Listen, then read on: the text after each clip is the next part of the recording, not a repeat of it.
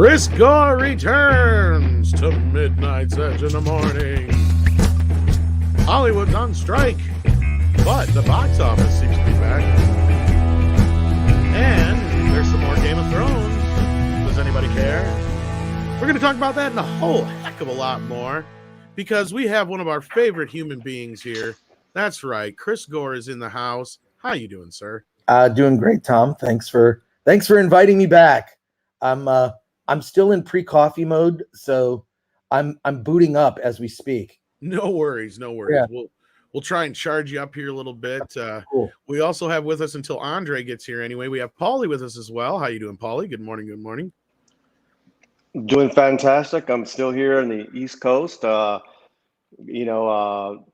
it up as much as I can in the Mexican Ironman fortress of tortilla solitude. Yeah. That's great. And while you're bathing in salsa, we are going to talk to Chris about all things Hollywood because we love having Chris here. We can't get enough of him because he's got such a plethora of things to talk about when it comes to movies, from independent to studios to whether or not what he would do if he run a studio himself, as I saw a video dropped yesterday from Film Courage and is being pretty popular right now along with some of your other stuff. And you're always doing some really neat stuff, so it's always fun to talk to you about what you got going on besides what's going on in Hollywood. If I could talk myself this morning. Well, thanks, Tom, for your kind intro. I'm happy to be on with Paulie too. Really appreciate his insight. So exactly. Thanks. And there's Mr. Chickle Trunk says, "Fuck them reboots." Well, whenever I do those interviews, I feel like they always catch me when I kind of get angry about stuff because to me the decisions are so obvious about things. You know, it's which is why which I think sort of fuels the kind of nerd rage that you see a lot. Here on YouTube is it's like these decisions are so obvious. Why could you not have made the most obvious decision rather than a thing you think that people are going to accept? So bizarre. Yeah. Well, and this is funny that this, I don't know when you did this interview, but like, it's funny that this dropped not only, but like 2 or 3 days after this whole Melissa McCarthy thing where she's out there going, "I don't understand why people don't like reboots and remakes." It's like, you should. It's like, and not only that, like I always point out, we grow up, our generation grew up in the video age, right? Like we were the first kids to have cable in the household. We were the first kids to have VCRs. We actually were able to relive these movies every single day of our lives. We know Ghostbusters from beginning to end. We know these movies. We know the Thing and Total Recall and all these ones that have been rebooted and remade over and over again. And they wonder why we don't like them. It's because we know the originals by heart, right? Right. Back in the day when they would remake a lot of movies, chances are not a lot of people were familiar with them because even television didn't show a lot of movies over and over again. And most people only had like 2 channels. So this is kind of like we live in a day and age where you got a very big hurdle to get over when it comes to remaking and rebooting a classic, I think.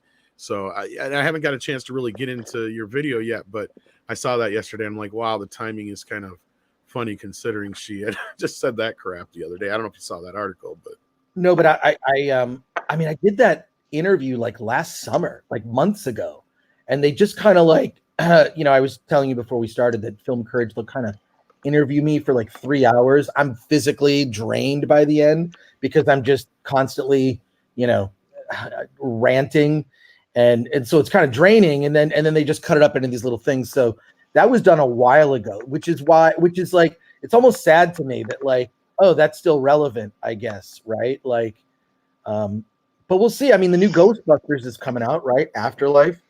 And then there's, if I could throw in and recommends, it might be too early for that, but there's a documentary. Never too early. Never too early. There's a documentary. It might already be out. It's called Cleaning Up the Town, Remembering Ghostbusters. I have it. You have amazing. it. Wow. It's such a great doc if you have not seen it. There's stuff I learned in that doc I never knew about Ghostbusters. And I've like gotten the DVDs and watched all the extras. I mean, they spent 10 years working on that documentary, grabbing interviews here and there. I mean, Harold Ramis is in it, right? Like, which is awesome. They asked Bill Murray to be in it. and they've got footage of them asking, and then Bill Murray just never did the actual interview. But the stuff that I learned in that, like, and I feel like an idiot, like, why did I not know that? Like, the Marshmallow Man at the end, there's a continuity error where he's not wearing the tie when they. Yeah, I never noticed that either. And I was like, what? In terms of, and also like how they've developed, Slimer. Right. So much work went into that. And the fact that they were inventing all these practical effects. It's like, well, we're capable of this, so I guess we should try this. Oh, it was a great documentary, yeah. And the other thing that blew my mind too is the fact that it wasn't called Ghostbusters when they started shooting. Yeah. Like what were some of the other names, Tom? Well, this is something, because this is what pissed me off about it, because I got the documentary like late last year. And right after I got done watching it, I think the first thing I did was message Andre. I'm like, son of a bitch. I wish I had seen this before we did our Ghostbusters retrospective. Oh, wow. Because there's, like you said, there's just so much stuff that you never knew. But the big problem is Ghostbusters was actually owned by Filmation, the name, because they had the TV show in the 70s. So they were like bouncing around names like Ghost Breakers and Ghost Stoppers. And, there was a few other ones they were kind of in between, but like they really were hung up on Ghostbusters. But like when they got to New York and started filming in New York, Ivan Reitman called the studio and said, look, we've got over 100 some extras sitting here screaming Ghostbusters, Ghostbusters, Ghostbusters. You better get the fucking rights to that or we're screwed. Well, even when they did, We're Here to Believe You, that fake commercial, they did a bunch of different takes using like Ghost Breakers, they were like, what? Because they hadn't figured it out yet. I mean, they hadn't gotten the legal clearance, which is so hilarious. Like in retrospect, but that doc, it just came out digital, I believe, this week. It's called Cleaning Up the Town, Remembering Ghostbusters. Yeah, and you can get it on Blu-ray as well. I think it says it's like region B or whatever, but it's region free. I tested it. So yeah, you can you can get it for a pretty decent price. So yeah, Chris recommends. Check out Cleaning Up the Town. Love it. Absolutely. We got a couple super chats I'm going to grab here real quick. I don't know if I got all of them because Andre's off dealing with children, but he will be back and we can make sure we catch them all. But there's a few I can grab here. We have Etienne Falador, who's been a member for 6 months as an edgelord, and he has a message here and a question. Do we know how much they are spending on that Game of Thrones prequel and how much per episode and what kind of returns they need?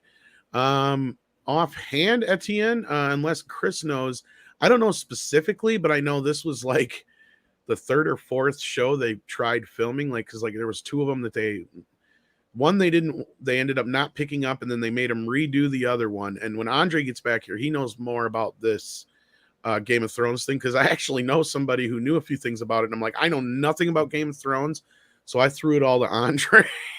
Do you know anything about the Game of Thrones business going on, Chris? I don't, not in terms of the budgets and the numbers. Those other failed projects, I mean, I don't know. To get to this, I mean, that trailer dropped yesterday. Yeah, that or this morning, something like that. It looks okay. I mean, the fact that it takes place 200 years before the events of Game of Thrones is like, well, I guess there'll be no real direct connections to Game of Thrones, or at least, where are the threads? I mean, I guess this is, the seeds of the beginnings of Game of Thrones. So we'll see. What I'm really curious, which has never come out, is the very first Game of Thrones pilot episode that they scrapped, where they had a completely different cast. Do you know about that? Are you talking about the Red Moon one or whatever, or are you talking about different original Game of Thrones series? Oh, the original. Yeah. Andre mentioned that. Original, they did a pilot. It was a different cast. They scrapped it, and then they basically remade the episode with a whole new cast, which is so weird. Like, you hear about those things, it's sort of like, with like Back to the Future, how they shot most of the movie with. But this was the entire cast, right? Like everybody. They I don't know if they had some holdovers, but I can't remember. I'd love for that to be released, even as just sort of a piece of ephemera, right? I mean, like, you can do that now because they're talking about the David Ayer Suicide Squad cut. I think that's going to happen because Have you been hearing things about that? Well, no, it's just I just feel like it's going to happen. I mean, David Ayer's talking about it, right? Like I feel like it's also would be some vindication for him because that first Suicide Squad movie was such a disappointment to people. I'd love to see what David Ayer originally had in mind. And you look at like if I could throw in a Oh, sure, yeah. Let's hear Paulie. Oh, I'm sorry. I'm sorry. Yeah, going off of what Chris was saying, it's not just David replying as far as release the Ayer cut. It's it's the cast members, but it's also cast members from his other films as well. They're all pushing for it. At different times, you'll see these different actors with a tweet, with a post, all backing this boy up. And what he does too is that if someone says, "Hey, Joker would have been this way," in the Ayer cut, and then he'll say, "No, my Joker is completely different." So he's in it. He's in it. And funny you should bring that up. Yesterday marks the 20th anniversary of the release of Training Day, which he put up. Oh wow! Well, I think that the studios, if anything, that Sopranos movie. I don't know if you saw the Many Saints of Newark, or if anyone, anyone in our audience saw it. I don't know what you thought of it, but it felt like a pilot first show, and then they just didn't make the series. The reason for that is there was this weird sort of tag near the end credits that it's like conflicts that weren't resolved or like stay tuned for next episode. I also was not, I mean, I was a casual Sopranos viewer, and it just didn't feel like it, like what is this show? There's just better mafia movie stuff out there anyways. But I don't know what your thoughts were. It just felt, and what that indicates to me is that HBO is like, hey, we made this prequel series pilot and we didn't greenlight it.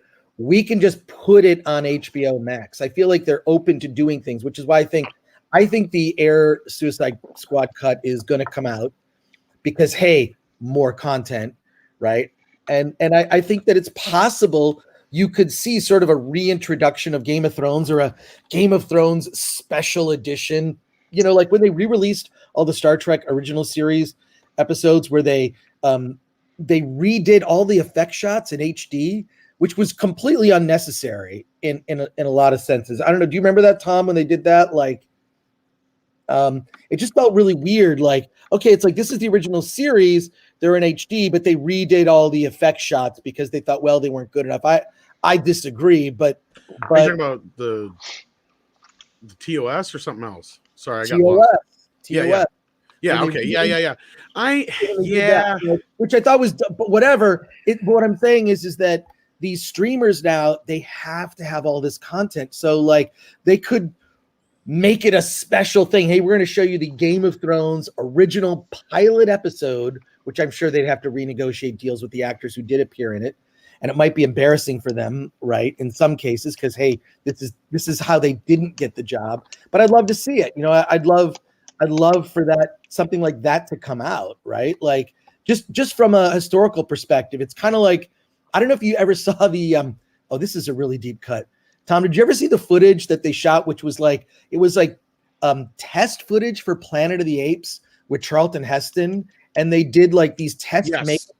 The test makeup is terrible, right? It's not anything like the makeup they ended up using in the original Planet of the Apes. Yeah, they ended up looking like werewolves and shit. It was weird. Yeah. Oh my God, they looked really bad.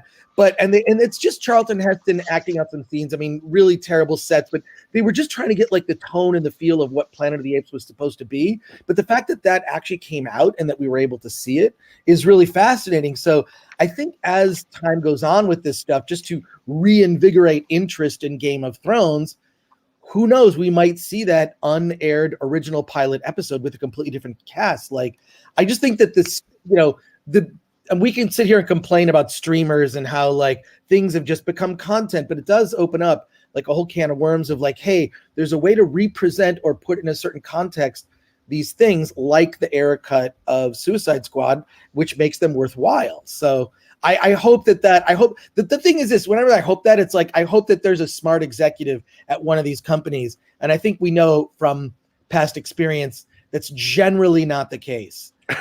Yeah. It seriously isn't. And it sucks that these people in charge aren't like, I wish they would watch shows like this, right? Like, and just get some sense of what the audience wants. I don't understand, right? Yeah, Like, no, you're 100% correct, because a lot of times the people I hear from and stuff like that are generally people who are like, yeah, there's not much I can say, but I love your work. I agree with you. And so that's the thing. They already agree with us, right?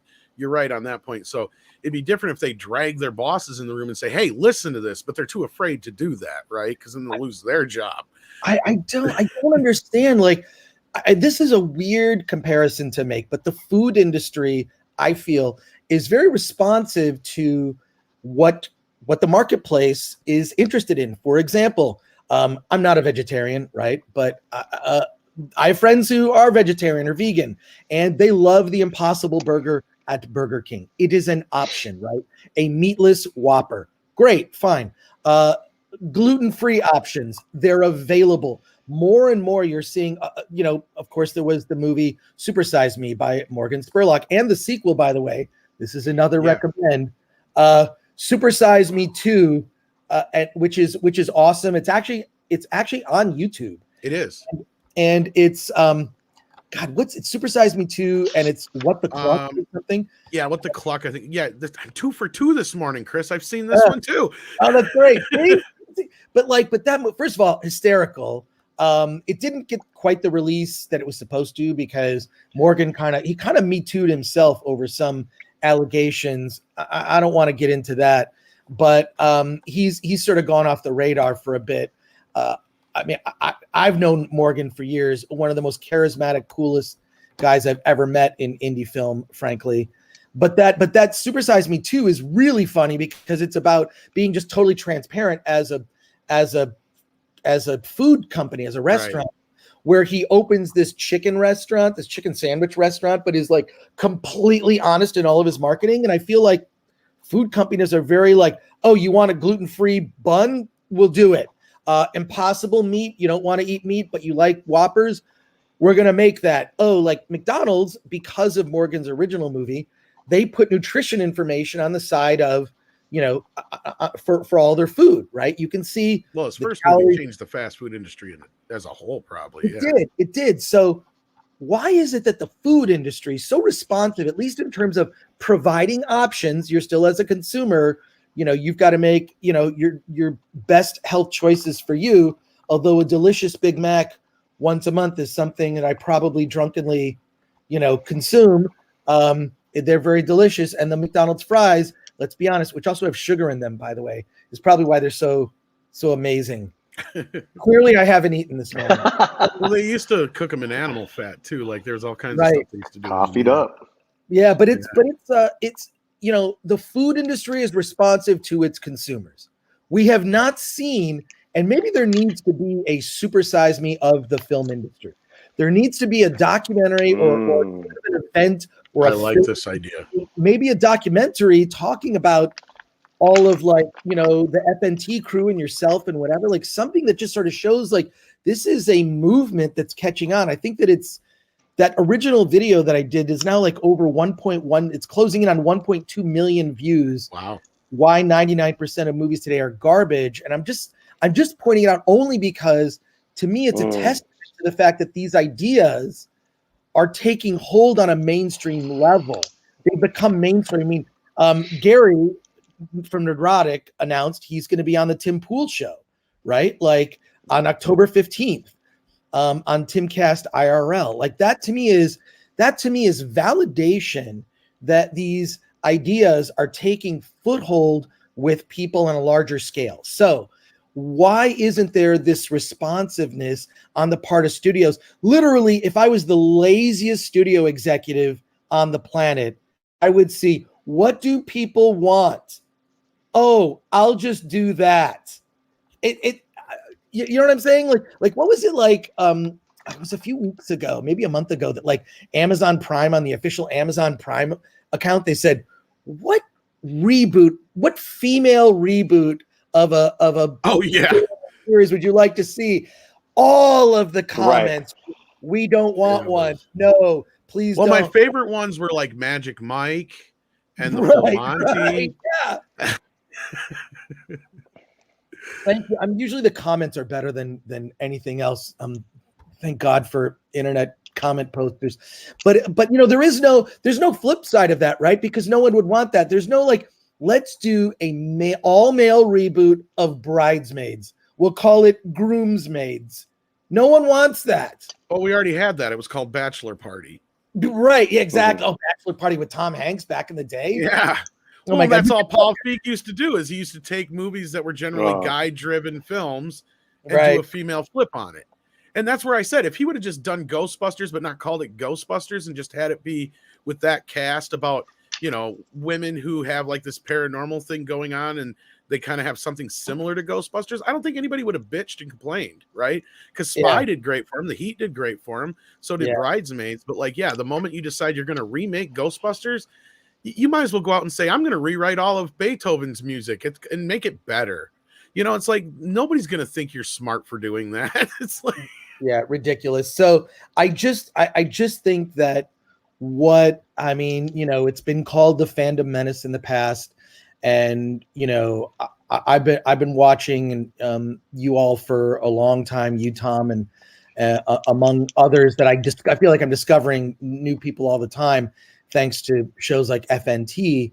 But this is a consumer movement, and it's shocking to me that more studio executives aren't waking up to this. Or the thing that is very telling. This is very telling, is the mischaracterization of people from this movement in mainstream media, either being quoted indirectly. This happened to me early with Film Threat back in the 80s and 90s. Mainstream magazines would talk about stuff that we were saying in Film Threat, but they would never mention me by name. They would just say an alternative magazine said, and then never mention Film Threat or myself by name. I mean, I was a pariah in the 90s. Well, you were a threat. Yeah, well, I guess, but I mean, we were saying things then that people say now that took ideas that took 25, 30 years to take hold. But this really is, and thank you, Preston Bruno, for I'll read this super chat if you don't. We're going to get to it whenever you're done with your point. Well, but yeah, my rant. Chris, we love your rants. Well, Chris, my boy, I haven't seen you since the G4 days. You do a small YouTube channel that tells me what DVDs and Blu-rays to buy every Tuesday. I do have a YouTube channel. It's called Film Threat. Yes. I interview filmmakers twice a week. It's kind of inside baseball stuff for indie filmmakers. And thank you, Mecca J. So today, actually, there's an interview I did with a woman who did this horror movie called Slacks. That's hysterical. It's actually on Shudder, and it's about so it's SLAXX Slacks. This is another Chris recommends, by the way. Thank you, Mr. Tickle Trunk. We still got to do the one from before yet, so be sure to see. Yeah, sorry, I wasn't. We got three now. So we have three now. So we have Super Size Me Too. Chris recommends. And here's he's got a new one. And the other recommend is Slacks. You got to see this movie. It's on Shudder. I'm sure you can get it on digital. It's the most ridiculous thing ever, and I love when a horror movie takes a premise and just buys into it, no matter how dumb it is. It's about a pair of killer jeans. Literally, so it's like Sisterhood of the Traveling Killing Pants. Kind of like that, but it's at this upscale jean store, and they're having this grand opening where they're gonna introduce this new pair of jeans you can get. And of course, there's this little subplot of these jeans are made in some foreign country by slave labor, and they're haunted, right? So there's a little sort of but it's not done in an annoying woke way. It's sort of they took it. It's just sort of underneath the surface, when really interesting ideas kind of weave themselves in organically into the plot, but don't hit you over the head with some big message. It's there, but it's not enough. And then the jeans come to life and, of course, murder people in hysterical ways. And Yeah, Oh, that sounds awesome. Really funny. So I interviewed the director. It's on the Film Threat YouTube channel. Go there now. Slacks. And I do these little like short interviews with filmmakers. We also review movies, and then we do I need to start doing like my own live stream. Yes. Every week. And I thought of a name for it. Can I run it by you, Tom? Please. Okay. I'm thinking of calling it Hollywood on the Rocks. I like it. And then I would just drink during the show. Hey, I'm game. If you need a producer, let me know. Mike and I will help you out. I would like to, because I have some friends that are like, oh, I'd like to like, and it's just like, I don't want to make it about me, but like I would host it, and it would just be I have to schedule it on a day where I'm not conflicting with other shows I watch. Right. Which are a lot. Well, I'm sure you can find a time though. True. Anyways, no, I'm sorry. I'm totally for that. What was that? I'm sorry. We have some super chats. I know. No. Don't apologize at all. That was another recommendation for Slacks. Chris recommends. It almost sounds like the movie that Teeth should have been, because I enjoyed Teeth, but it was like half the time the movie didn't seem to know what it wanted to be, whether it wanted to be a comedy or a straightforward horror movie. Well, this movie knows exactly what that's what it means. Trying to be ridiculous, over the top. It's got this little message underneath that's not overbearing or over like, preachy. It's just, and that is a thing, right? Like a lot of clothes are made overseas, by labor that is questionable. Like that is a real thing that we're all aware of. Yet people go to Zara or whatever and get their clothes, or TJ Maxx or H&M. I don't know. These are stores that I am aware of. It's kind of like a lot of the social activists who are, griping online without thinking about where their phone that they're griping on was made. Yeah, exactly. Exactly.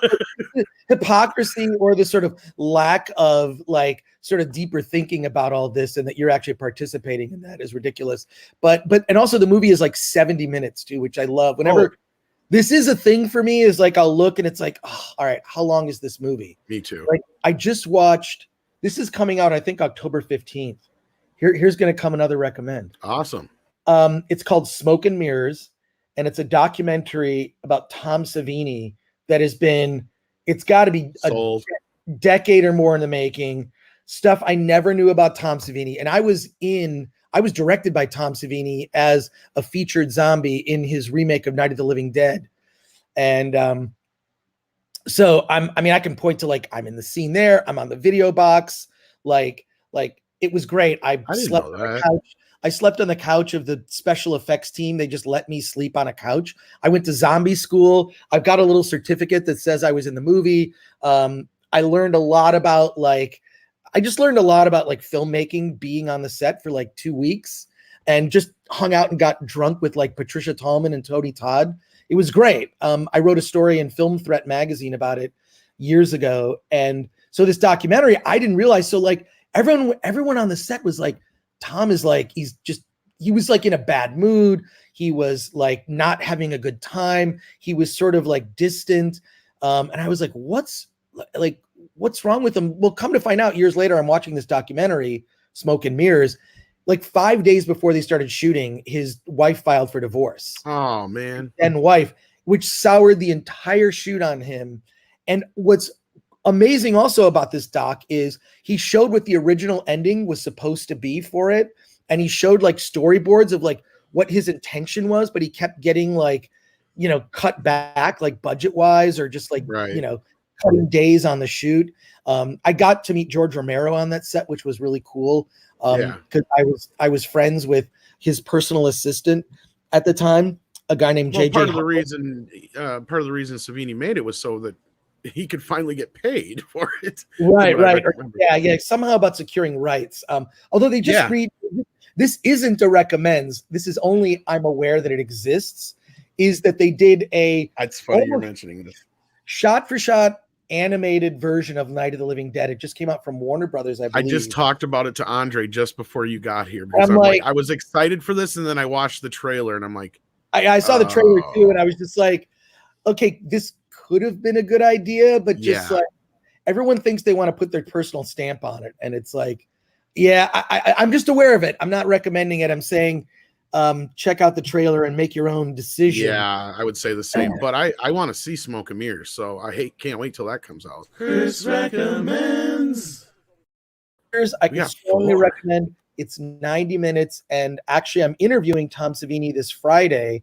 I don't know when I'm posting. Sweet. So I get to interview Savini and the director of the documentary. So if you go to my, just to circle back to, I hate that that's now a term. Circle back to that comment. Like, I do have a channel, but I feel like I'm almost better on other people's channels in terms of like, you give me the freedom to say what I want. And on my channel, I'm like, I don't want to make it about me, right? I want to make it about the filmmaker who's my guest on the show. So you'll see some interesting conversations that I get in with filmmakers. There's a really good one I did recently with a guy named an underground filmmaker that no one's ever heard of, called Damon Packard. I mean, maybe you have heard of Damon Packard. Yeah. But he's done like these really weird movies, like called Space Disco. And he did like this fake behind the scenes of the making of Star Wars Episode 1, where he puts himself in the movie talking to George Lucas. It's actually really funny. I think I might have seen that one. Yeah. So Damon Packard, I did this like hour-long interview with him that's on the Film Threat YouTube channel, which is, I think some of your listeners might enjoy that conversation, but I mainly interview filmmakers. So sorry for the rant, but no, it's awesome. Paulie gets to finish his coffee and you get to get some coffee. And now that's all right, because now you're here and you're the guest. So feel free to thanks, run away. Yeah, as Dr. Coffin says, animated the hell. Yeah, that was the problem. I saw it and I'm like, this looks like Flash animation. Yeah, it's cheap. What the shit. Brian Barth has a question for you, Chris. Is it true that you gave Charlie Sheen guinea pig too? I don't know what that means. Oh, wow. First of all, that's an extremely deep cut. I was thinking so. That is a true story. That is a true story. And that's a thing also where I was never mentioned in the media. Maybe actually that's a good thing. So if you want to hear that story, oh my God. So yeah, so we want to hear that story. Tell us about your Charlie Sheen and the guinea pig. So I was friends with a guy named Adam Rifkin, and I am still friends with Adam Rifkin today. Adam Rifkin made a bunch of like, just his movies were weird. He made a movie, I think the first movie, he did a movie called The Invisible Maniac, which was just sort of an exploitation film, an excuse for, scream queens to get naked. But he made the movie that really put him on the map is this movie. I think it's from 91, starring Judd Nelson and Bill Paxton, called The Dark Backward. It's an incredibly weird movie about a stand-up comedian who's not funny, who grows an arm out of his back. It's freaking weird. Like he's a pretty prolific writer too. But yeah, he's a prolific writer. He like ghost wrote Small Soldiers. Yeah. And told me about this. I think when I interviewed him, we talked about it because I've interviewed Detroit Rock City and shit like that. Detroit Rock City. He did a movie recently called Director's Cut, starring Penn Jillette, that is freaking phenomenal. Director's Cut. It's fantastic. So I knew Adam, like when I first moved to Hollywood. He's one of in '89. He's one of the first filmmakers I ever met. He did Invisible Maniac. He did this movie called The Chase with Charlie Sheen, which is a great flick. So I used to give Adam like all these weird videos. Like I would get like bootleg videos. Like I would get like Legend of the Overfiend, like, which is one of the first hentai that at least, and oddly enough, I got that from Stephen Bissett, the guy who was the illustrator of Swamp Thing at the time. So I was in this circle of people who just traded bootleg videos. So I got like guinea pig. I think it was a guinea pig or guinea pig 2, which, to be clear, is a fake snuff film. It is not real. This is the snuff film that is not real. It is meant to trick you into thinking this is real, right? And I don't want to describe graphically what it is. You can look it up. But so I got that, and that was just one of in a pool of many bootleg underground weird videos that I would trade with friends. And Adam, I guess Charlie Sheen was really interested in these movies. So Charlie Sheen was like personally asking Adam, like, get me some more of these like weird videos. I met Charlie Sheen. He was perfectly fine, not wild or crazy back then, perfectly pro and polite and a gentleman. And I was lending Adam these movies to give to Charlie Sheen. Well, Charlie Sheen watches Guinea Pig 2 and freaks out. He thinks he's seen a real snuff film. He's so disturbed by, and maybe it's because it's like you know, a lot of these things, like they're at the SLP speed, which if you grew up during the VHS era, you know, that's like you could change the tape from 2 hours. You could get 2 hours, 4 hours, or 6 hours out of a T120. And if the more you change, you know, if you increase the lesser speed, quality, lower quality. So I think that kind of even like, you know, would added to the seediness of it. Yeah, add to the seediness, or it is what I'm seeing real. So Charlie Sheen is so freaked out by this. He has a friend in the FBI who he reports this to. True story. Okay.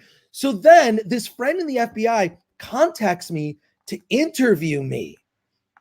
And it was this formal interview with the FBI. This is like now my second confrontation with the FBI. I'll tell you the other story later. Oh shit. It involves the movie Taxi Driver. And it involves oh my God. It involves the guy who tried to assassinate President Reagan. This is anyways, I have to table that because I don't want to dominate the conversation. I know that there's movie news we need to get to. Okay, so to wrap this story up with Charlie Sheen, so the FBI guy, he interviews me, and I like very clearly like lay out like this is a bootleg tape. Here's you know, like, where did you get this? And there's like I say, well, like, here's some other friends that I got these tapes from. I'm trying to be like honest with the guy. I'm also trying to explain to the FBI guy, hey, by the way, this is fake. The movie is fake. So then like the FBI investigates and they suss it out like, yes, this is not a real snuff film. Nobody died in the making this. Months later, the television show Hard Copy, right? Somehow has this story about how he got from a movie magazine, never of course mentioned my name or Film Threat's name, which I'm happy that they didn't, is like that Charlie Sheen was getting a commendation from the FBI for reporting these underground snuff videos. So a complete misinterpretation. It was like a thing that made Charlie Sheen look like this good citizen, which was a complete perversion of what the real story was. And I was like, fuck this. Like these are just these, you know, it's sort of like, it made people skittish about like trading those films. There's more to the story, but yes, I did pass that through Adam Rifkin. And I guess Charlie Sheen at that time he loved those kind of videos. But the fact that he tried to twist it to make it like he's this good citizen from the FBI and that the story actually made it onto Hard Copy, I'm sure. I wonder where that clip is. I'm sure it's somewhere on YouTube.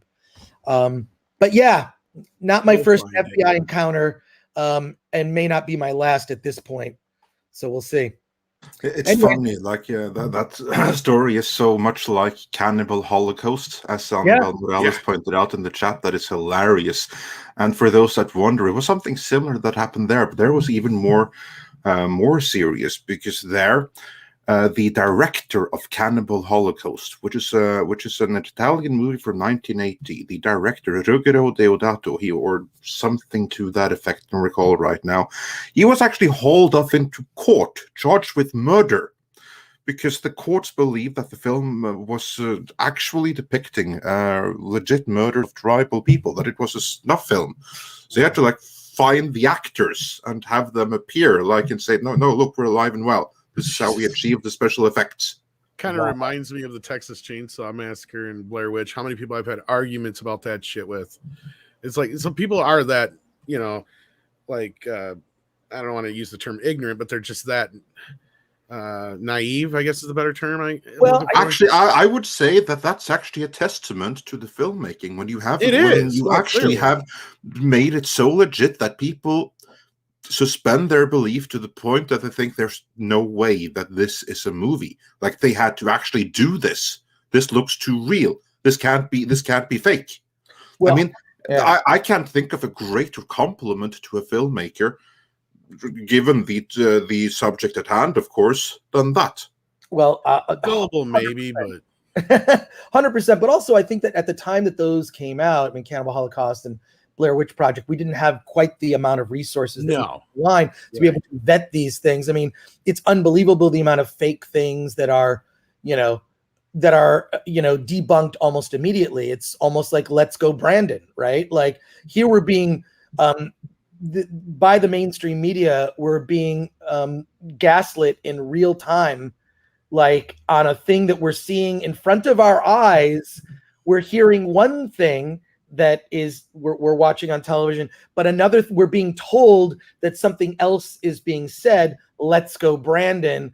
So it's weird. But when Blair Witch Project came out too, the way it was marketed in a way that like, is this real or not real? And they sort of teased, they played that up. I mean, I saw that movie like a year before it came out, and I was sent to VHS tape by a friend of mine who worked at a film festival, who sent it to me mysteriously, saying, what the hell is this? I watched it and I was unsure. Oh shit. Because I was watching, again, a VHS tape of low quality. There wasn't, a robust internet in the late 90s to be able to, vet whether this was real or not. So kind of funny.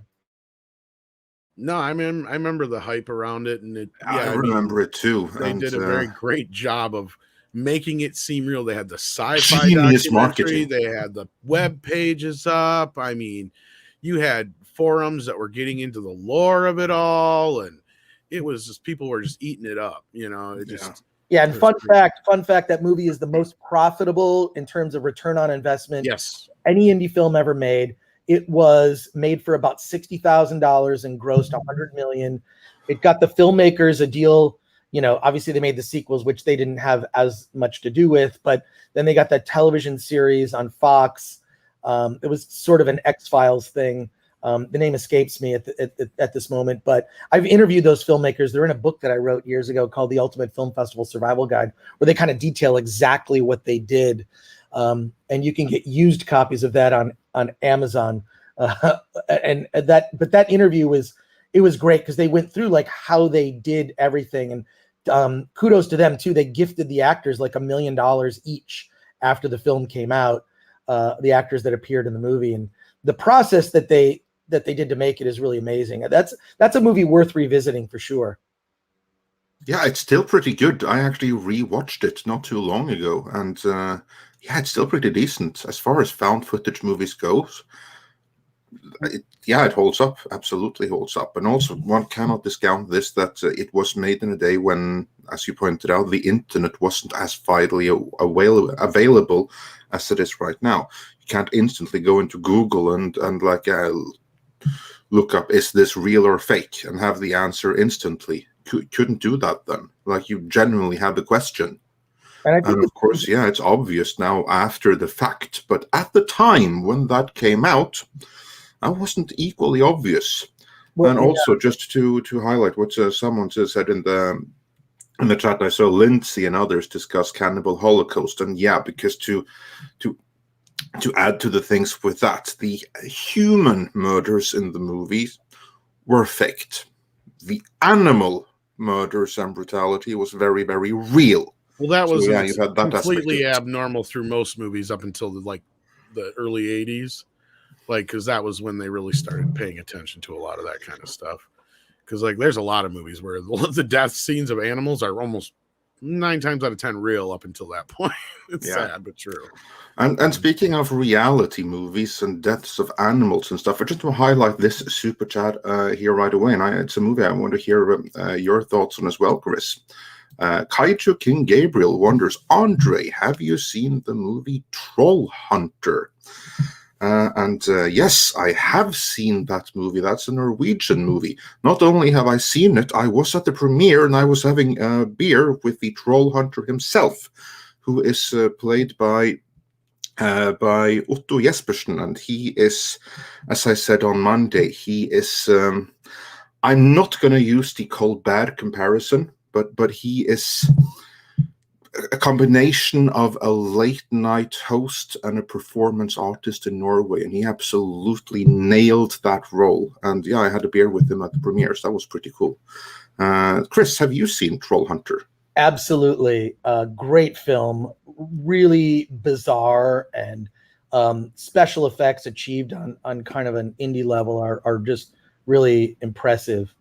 The cool with that for Norwegians is that the troll designs in that movie are based on the designs from, I think his name is GoT, and he's the illustrator. He lived in the 18th century, and all the published books with the Norwegian fairy tales of trolls and stuff like that, they used those illustrations as inspirations for the troll in the movie, or the trolls in the movie, I should say. So that was pretty cool.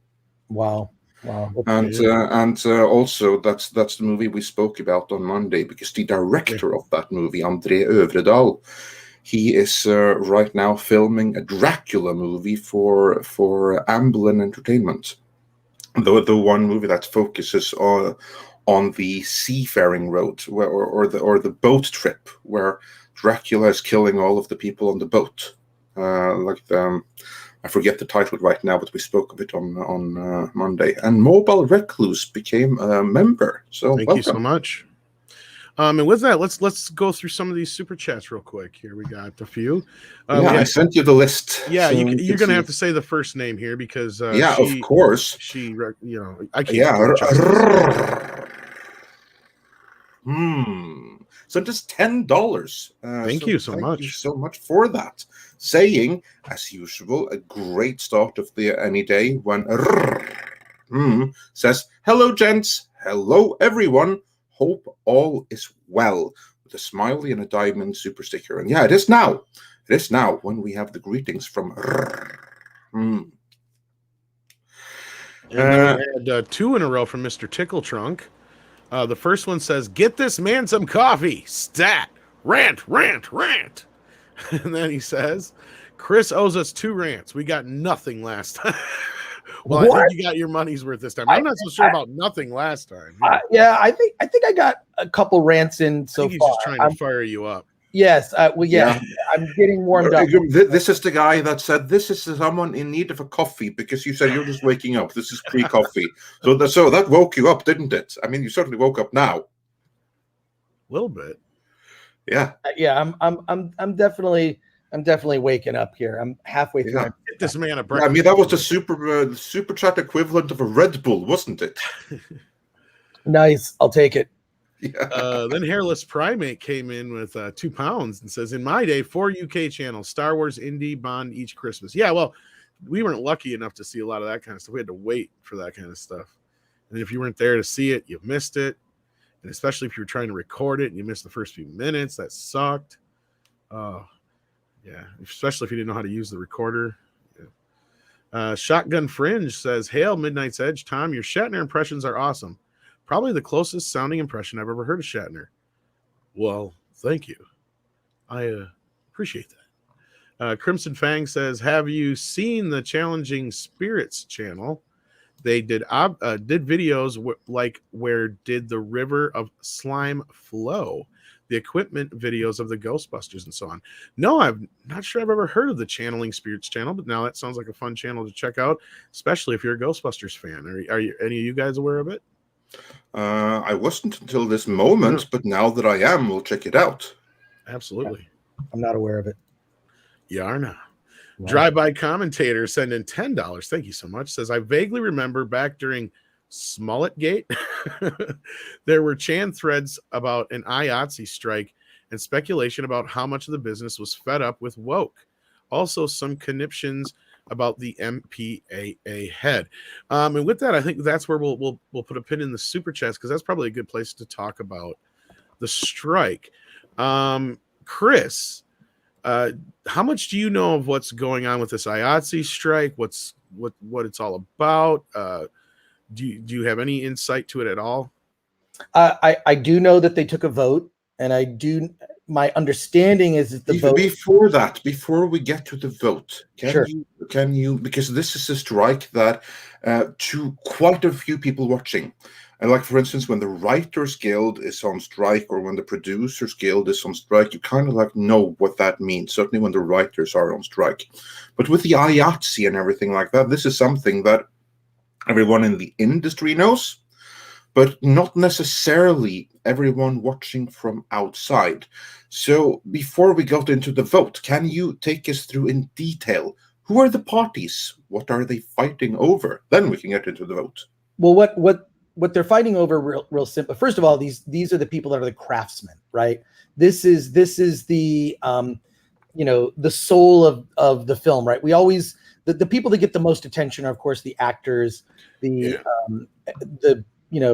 writer, director, the DP, the sort of top level on a film set, right? And they're always top of mind, right? But to me, just having made films, filmmaking is a team sport, right? I always consider, the producers like the coach, the directors like the quarterback, the receivers are, who they usually like to showboat. Those are the actors. I'm making a football analogy here. I don't know if this is the best one, but there's so much support staff, right? And this is what we're talking about. We're talking about the craftsmen, who everything from makeup artists to the exactly, hair and makeup, boom operators to the Foley guys, exactly, just like all these other on a film set. And one of the things, what they're fighting for, one, is there has not been a pay raise in, God, I'm sure there's an article, but it's been a significant amount of time has gone without a pay raise. There's quite one. a while. And two, these people on the film set are routinely treated poorly in this instance, right? And I know this just from having made films, right? There is a turnaround that has to happen. So when a director finishes for the day, or when an actor wraps for the day, the actor goes home. Hey, the grip and the crew still have to take the lights down and put them all away in the truck and drive the truck back. And there's all this sort of they've got to put, they had to be at the ready. So there's still these crafts people, their job doesn't end when the martini shot, right? The martini shot They're is usually the first guys there and the last ones to leave. Exactly, right? So the martini shot's your last shot of the day, right? It's that's when things are wrapped, but not for the rest of the crew. And this is one of the biggest abuses is that turnaround time, right? So it's they've finished at 10 or even 11 p.m. at night. They've got a 6 a.m. call time. Not only do they have to wrap up everything that on the film set so they can actually get home, they have to drive all the way home. And in some cases, especially in LA, it's just it's all over the map, right? Then you've actually got to be there at 6 a.m. You're looking at you might get 3 to 4 hours of sleep. Now, this is routine, and it's almost like these types of abuses are something that it's just well, that's working on movies. That's the way it is. But that in particular is probably one of the biggest ones, because it actually speaks to safety, right? You've got people wanting to just get in a decent amount of sleep. So that the thing is the turnaround time. And there are okay, I'm going to tell you one of the weirdest pieces of advice I ever got from a filmmaker, and I can't tell you who told me, but it's what it is that thing is the thing that that routinely is broken. So it's there's sort of the official, well, we wrapped at 9, when ultimately what really was the wrap at 11 p.m. But a very famous big director, I asked filmmaking or advice from this director, who told me, he goes, here's what you do, is you get a really sexy 19, 22-year-old assistant with a belly shirt to go over and tell everybody the bad news. Hey, we're going to go overtime, but can you don't put this one on the books, right? So any bad news that's delivered is usually delivered by someone who's physically attractive. And then the bitter pill of that bad news is taken much better. Well, that kind of abuse happens constantly on sets. I might tell you later who it is. I'll tell you in the private, just between us. But I was sworn to secrecy on this, so I can't really. It's no, obviously, we won't tell. That's our. When I tell you, wow. Yeah, I see. Yeah, not surprised in the least. Exactly. So this is just one of the sticking points to me. It's it was a thing that affected when I did my film years ago, my big fat independent movie. We had to wrap by a certain time, so that we ended up in one of our shoots, where we shot in like Lancaster, which Lancaster is like north of LA. It's like desert town, and there's a lot of shooting there because they're like these abandoned like motels and hotels that are like specifically for shooting. So we would just put up the crew in the hotel so we could actually shoot later, right? So that way, you know, crew got the turnaround was quicker. That's why people like to work on Clint Eastwood movies, because he famously wants to be done by dinner. He shoots at a reasonable time in the morning. He does like 3 takes of everything, just 3 takes. And then, you know, you're done so you can be eating dinner at like 6 or 7 p.m. and live kind of a normal existence. But for most film crews, it's 18+ hour days. So these kinds of abuse, and this abuse just goes on and on, not to mention, you know, not getting a pay raise in so long. So it's surprising to me that this has gone on so long. And there's so much production happening now. It really is sort of this golden age, like for people who work at that level in production. There's so much work out because so many streamers want to make shows. The thing is this, they're not willing to pay more money. So they're cutting deals and doing this here and there. So yeah, there's a lot of work, but the pay is garbage. So it's not surprising. I'm not caught up with the latest news as of this morning because I hadn't even had coffee yet when Tom contacted me to get on this. So you're going to have to, if there's a story that's broken this morning, it's going to be news to me. But I'd love to discuss it. If I could interject for a second.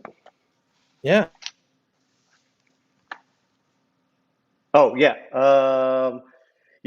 We might have a filmmaker come on, but I'll talk to Tom and Andre. I think he's got some latest updates on that stuff. All right, well, we'll can't wait to hear from him. But I know they were doing a vote. You were talking about that, Chris. I haven't heard anything new myself, personally. I don't know if Andre had anything else other than that. I just heard. No, I don't have anything new either. So we'll see what transpires as we are live here. But in the meantime, thank you, Chris, because I think that clarified a lot to many people watching. Because this strike right here is something, the way that it's been covered in the industry, much of the coverage kind of takes for granted that the audience already is in the industry and knows all the players and everything, which isn't necessarily the case. So thank you for that breakdown. And with that, we'll just await further information. I'll just say that, like, if there's any time now to, put a stranglehold on the industry, now would be the time to do it. If IATSE is going to strike, do it now. And because we're already experiencing, I think that we may be spiraling towards a national strike based on what's happening in the world.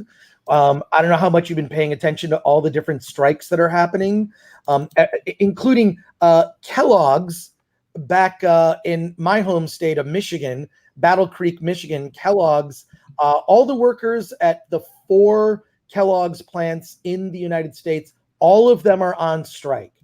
So all of your Kellogg products are now, obviously there is product in stores currently, but in solidarity with them, I will not be purchasing Kellogg products. And you're also looking at, like, you've got this backlog of, in Long Beach here in California, basically what's happening is the disruption of supply chains. And I believe that what we're about to experience is spiraling into what could amount to a national strike where workers at all levels, because of the vaccine mandates, are saying no. It's shocking to me that here we are in the midst of supposedly a pandemic, that you have hospital workers being laid off and then replaced with National Guard. I didn't intend to spiral into no, but there is a separation in Hollywood going on right now too, so it is kind of semi-related. What I'm saying is production is at an all-time high in Hollywood, and if IATSE is going to have any sort of leverage, now is the time to do it. Now is the time to go on strike and basically fight for better pay and for just better treatment. And all of this is, like, it's similar. If you actually, I was reading about the Kellogg's thing yesterday, and just because I love a delicious breakfast cereal, So I actually have been eating this cereal now because I'm an adult and I can choose to eat cereal for dinner if I want to. And I've been getting this. I get nothing from this. I get this keto-friendly cereal called Magic Spoon. Oh, I've heard of them. Yeah. Magic Spoon, strongly recommend. It's a low carb cereal. It's low sugar. They use coconut oil in it. It's fantastic. So that's actually the cereal that I eat, and for dinner, because I'm an adult and I can make adult decisions if I choose to have cereal for dinner. But when I'm reading all this stuff about Kellogg's, you may as well replace what their grievances are with IATSE. It's like the same. It's like low pay, terrible conditions, right? It's I think that if they're going to strike, now's the time, and it's going to be. And I think it's so funny that you. It's so funny the things that you say in regards to low pay, horrible working conditions, California industries, the movie in California.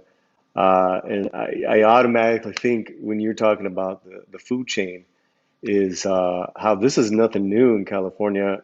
I don't want to go down a deep hole here, guys, but just even with farm workers since the 50s, it's always been an uphill battle to have those same things that Chris just said.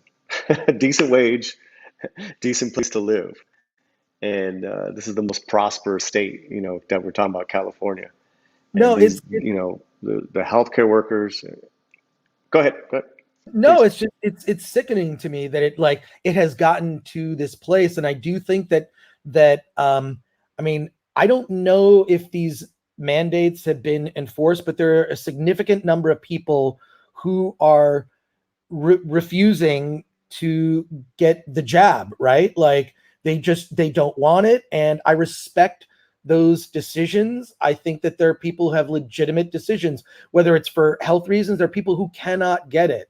My stepfather is battling cancer at the moment. He's spending ungodly sums of money for cancer treatment and cannot receive the jab. And should his rights be curtailed because he is unable to get these papers or this vaccine passport? Should he be unable to travel overseas because of his physical condition? Should my cousin, who's recently married, would like to have children? She's in her 20s. She has legitimate concerns, right? Like I don't know if this live stream is going to be demonetized because we're having these conversations. Please, I'm trying to speak around all this. We're not medical. Yeah, we just have to.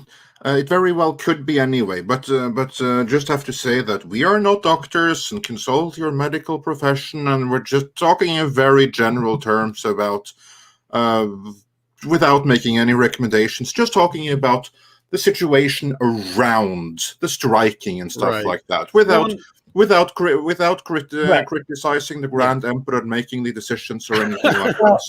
Here's the thing that has not been mentioned. My friend Eric Weber, you should follow Eric Weber on Twitter. He and I started doing a weekly show Mondays on Twitter. It's like an hour, and we're using that Twitter Spaces just to kind of see like how to do it, right? Like it's like, oh, that's an interesting tool. We can have a conversation. Eric, just ERICK Weber. He has a website called Awards Ace, and he pointed out that the one thing they're not talking about, part of like that is buried in this, they're not discussing, is the fact that part of the reason for this strike is about the mandate.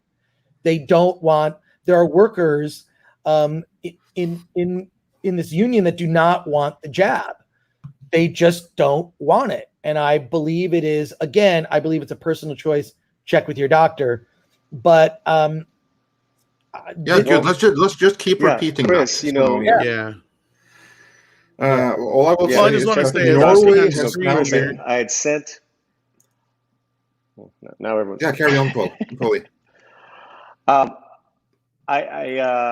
We were talking about this earlier because I sent Tom that Hollywood Reporter article in regards to how really divided Hollywood is from the talent to behind the scenes on the issue that we're talking about. And you would think that from the propaganda is that they're all for it, whereas in reality, it's a big division. Yeah, And Polly, that it's article called just came out. information. It's confirmed and verified true information from legit sources like CNN and stuff. So no P word here. So yeah.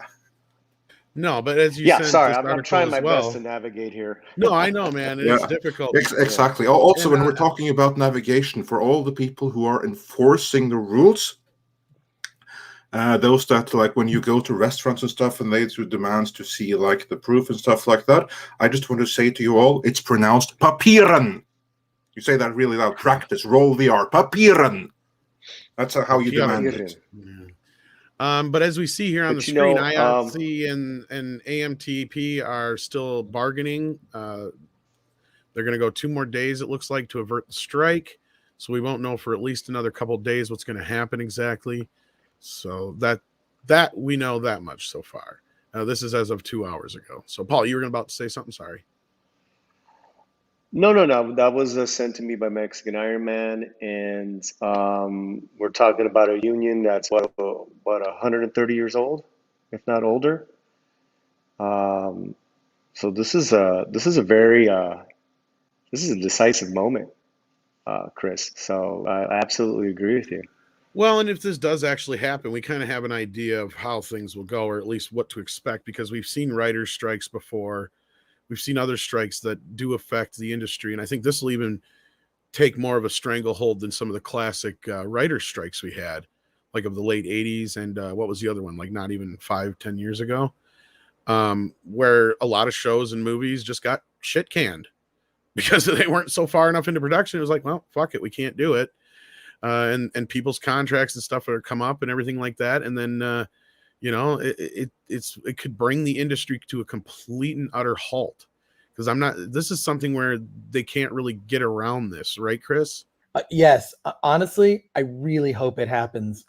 I hope that truckers go on strike because of this. I hope that the workers at Kellogg's hold out.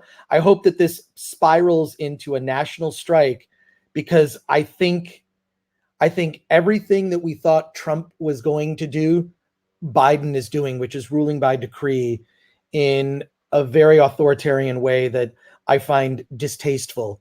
And that is a kind way of fucking putting it.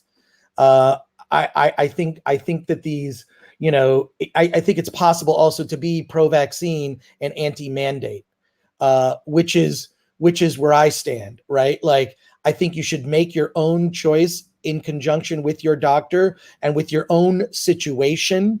But I don't think these things should be mandated, and I don't think that people should be discriminated against. I think that is wholly un-American, and it's disgusting to me how this is spiraled, and it's really up to the workers, all of these workers, IATSE, Kellogg's, truckers, the people who unload the supply chains that come in through Long Beach port, right? Like this needs to be disrupted to show the country this is not who we want to be. We're not going to move towards a social credit system. That is not happening in the United States. That is something that has taken hold in China, and it should not come to the U.S. We do not want our lives regulated this way. I mean, it is gotten me to a point where here I've lived in California more than 30 years. I fell in love with this state, fell in love with the city of Los Angeles, and I'm sitting here thinking, where the hell am I going to go? And I live a pretty modest in terms of like, hey, I am fortunate to work at home. I am fortunate that my company Film Threat is comprised of like 30 people who all work. It's been remote office since the beginning, because that's just how we function, right? That's how you unite a bunch of writers from all over the world. But that this is happening is disgusting. It's just infuriating to me. And even with the mask mandates, right? We still have to wear masks indoors. It's all freaking theater to me, right? Like, yeah, and again, I just have to say that even though there's absolutely no science to back it up, then consult with your doctor and all of that jazz.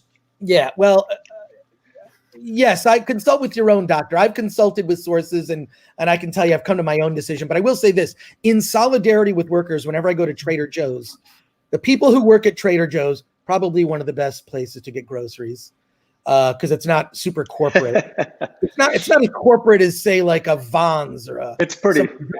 Yeah, it's gotten up there.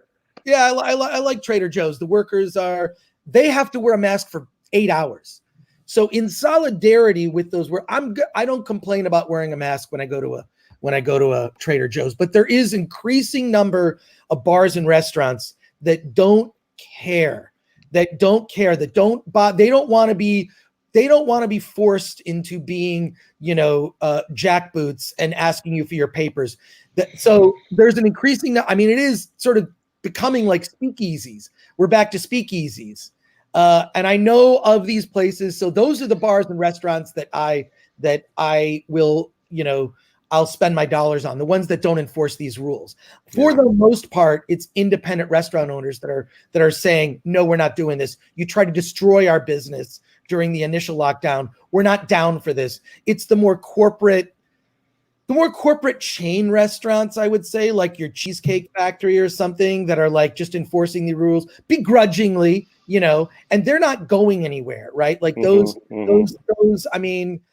they closed the islands near me in Pasadena. I was disappointed about that because I do love their delicious tacos, soft shell tacos. In any case, yeah, their burgers are great. But all I'm saying is that this is really, it's overreached. I think we're at a breaking point. I'm seeing friends of mine that are independent who voted for Biden, who are like, I regret it. We're not even a year into this presidency, and we're seeing the world fucking fall apart. And I don't know where this leads. But every time I think to myself, well, they'll never do that. And then they do that. And regular, normal people have had enough. And IATSE represents that. The Kellogg workers represent that. People are done. We're freaking done. You have overreached.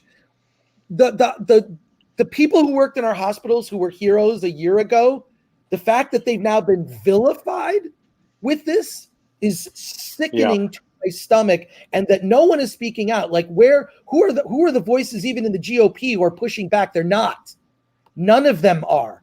And you're seeing this building anger, right, about this, that like, hey, you're not addressing the concerns of the citizens who are saying we don't want this. And they're not convincing anyone else. If their goal is to get more people vaccinated, none of these policies are working. Colbert can do all the dance numbers he fucking wants. It's not working for us. Everyone who got it has got it, and I don't think any new people are going to step up because the push is so hard that something feels weird about this. Yeah, it's going to backfire. The push is hard. The push is hard, Chris. You're so absolutely hard, right. It feels like something else is afoot. Now, if I could just say two things. Can I say two things, Chris? Yeah. Okay, we need more Chris Gores, more people that are still in California to stay and fight, to stay and push back, to stay and talk to neighbors and friends. I mean, this is incredible. This is very meaningful. And in a meaningful way, you'll find out a lot of people agree with our gentleman Chris here. Also, too, support and back up your farm workers. These people feed us.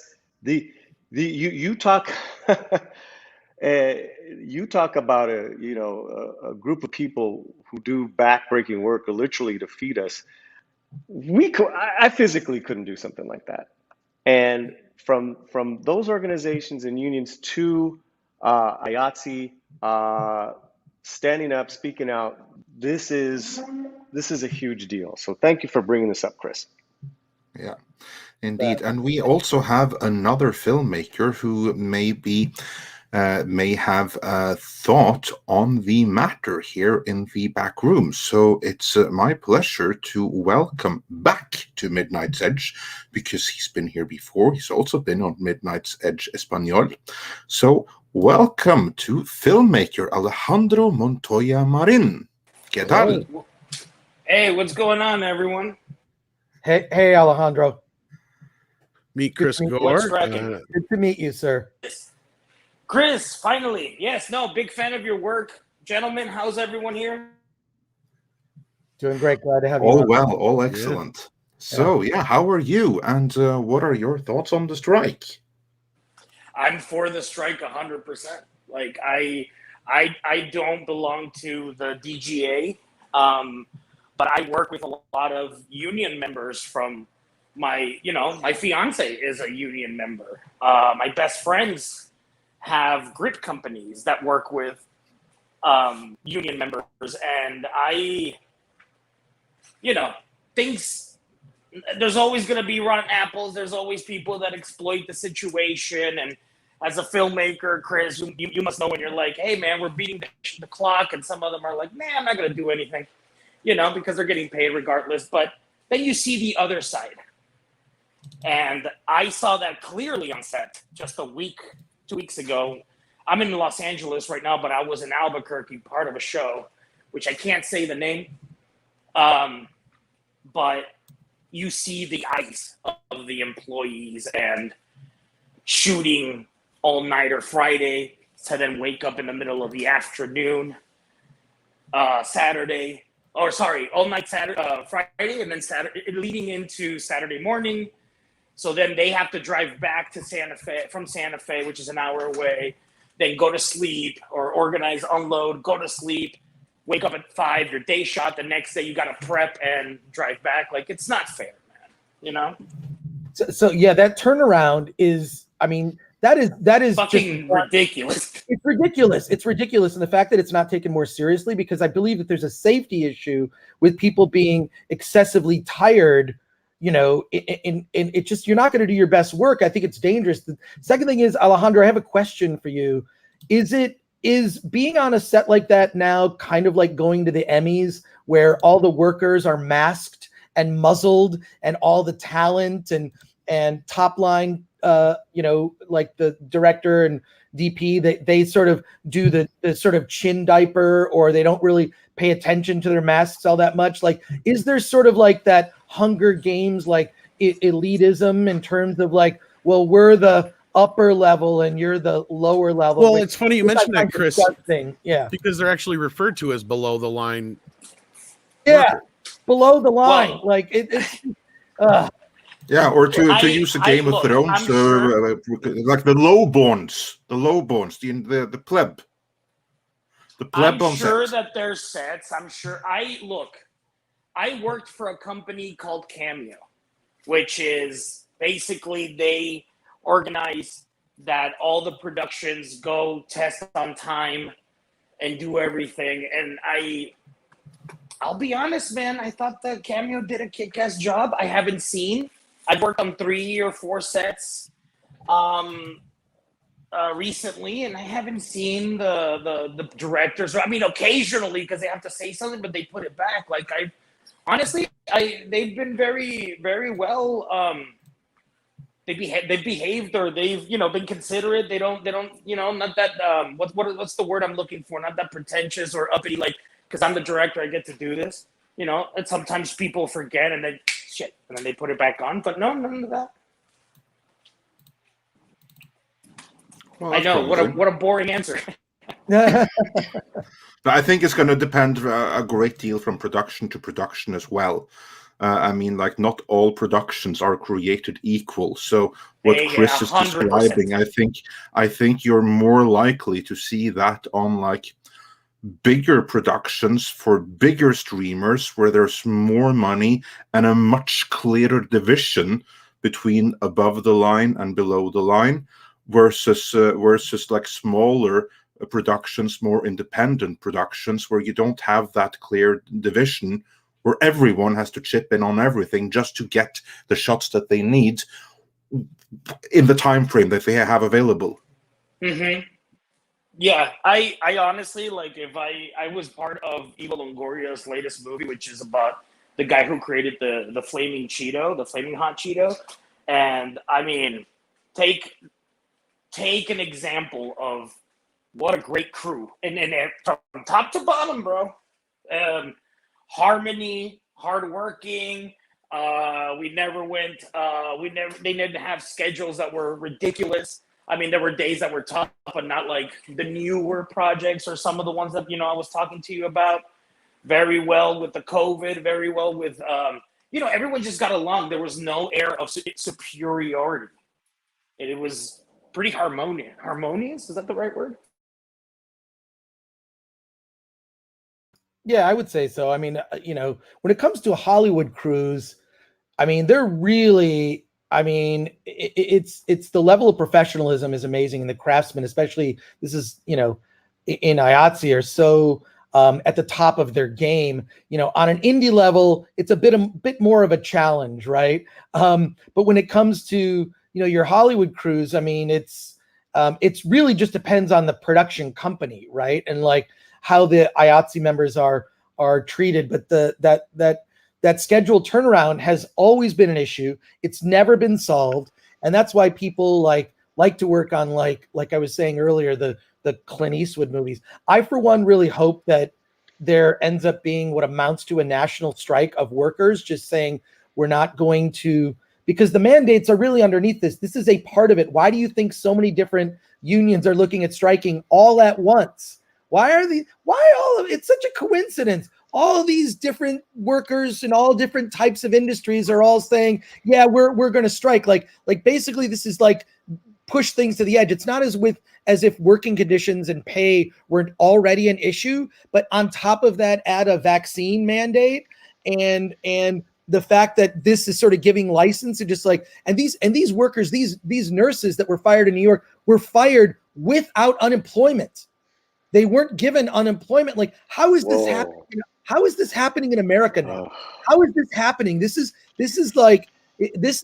There is a worker movement that's been precipitated by these mandates that is going to backfire, and it's shocking to me that the you're not seeing any pushback or criticism from the mainstream media. I think the only story I saw was that, and not like I watched the Today Show, but I saw that someone reported that the Today Show talked about that there might be shortages in grocery stores, or this Christmas, you're going to want to buy your presents now because there may be shortages in stores of gifts. So buy your presents now. And that's because the supply chain is being broken. Now, why are people not reverse engineering? Well, why are there going to be grocery shortages?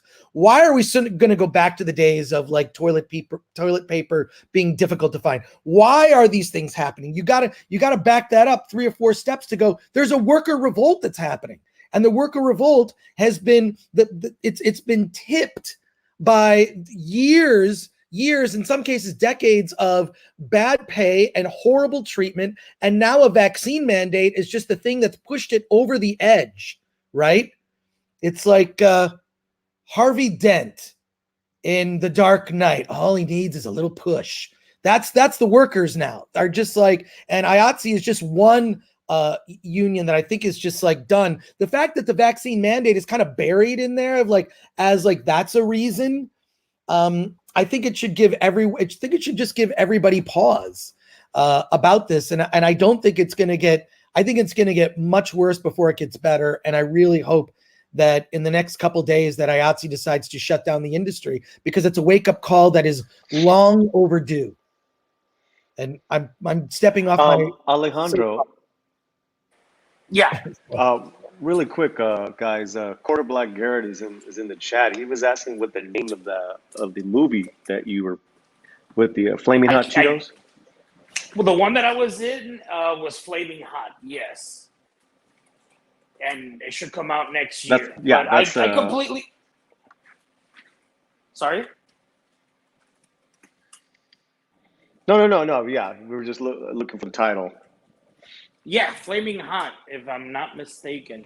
But I do completely agree with Chris about the hours, about the... I think, I honestly, like the last thing I heard, which is like what I said when I was texting you, Paulie, because, sorry, I was late. I was showering, I like to be clean.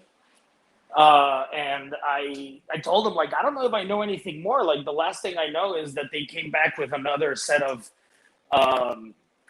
okay, well, we'll do this, but I have a feeling that, hey, that's not what we asked for. I think they're gonna strike.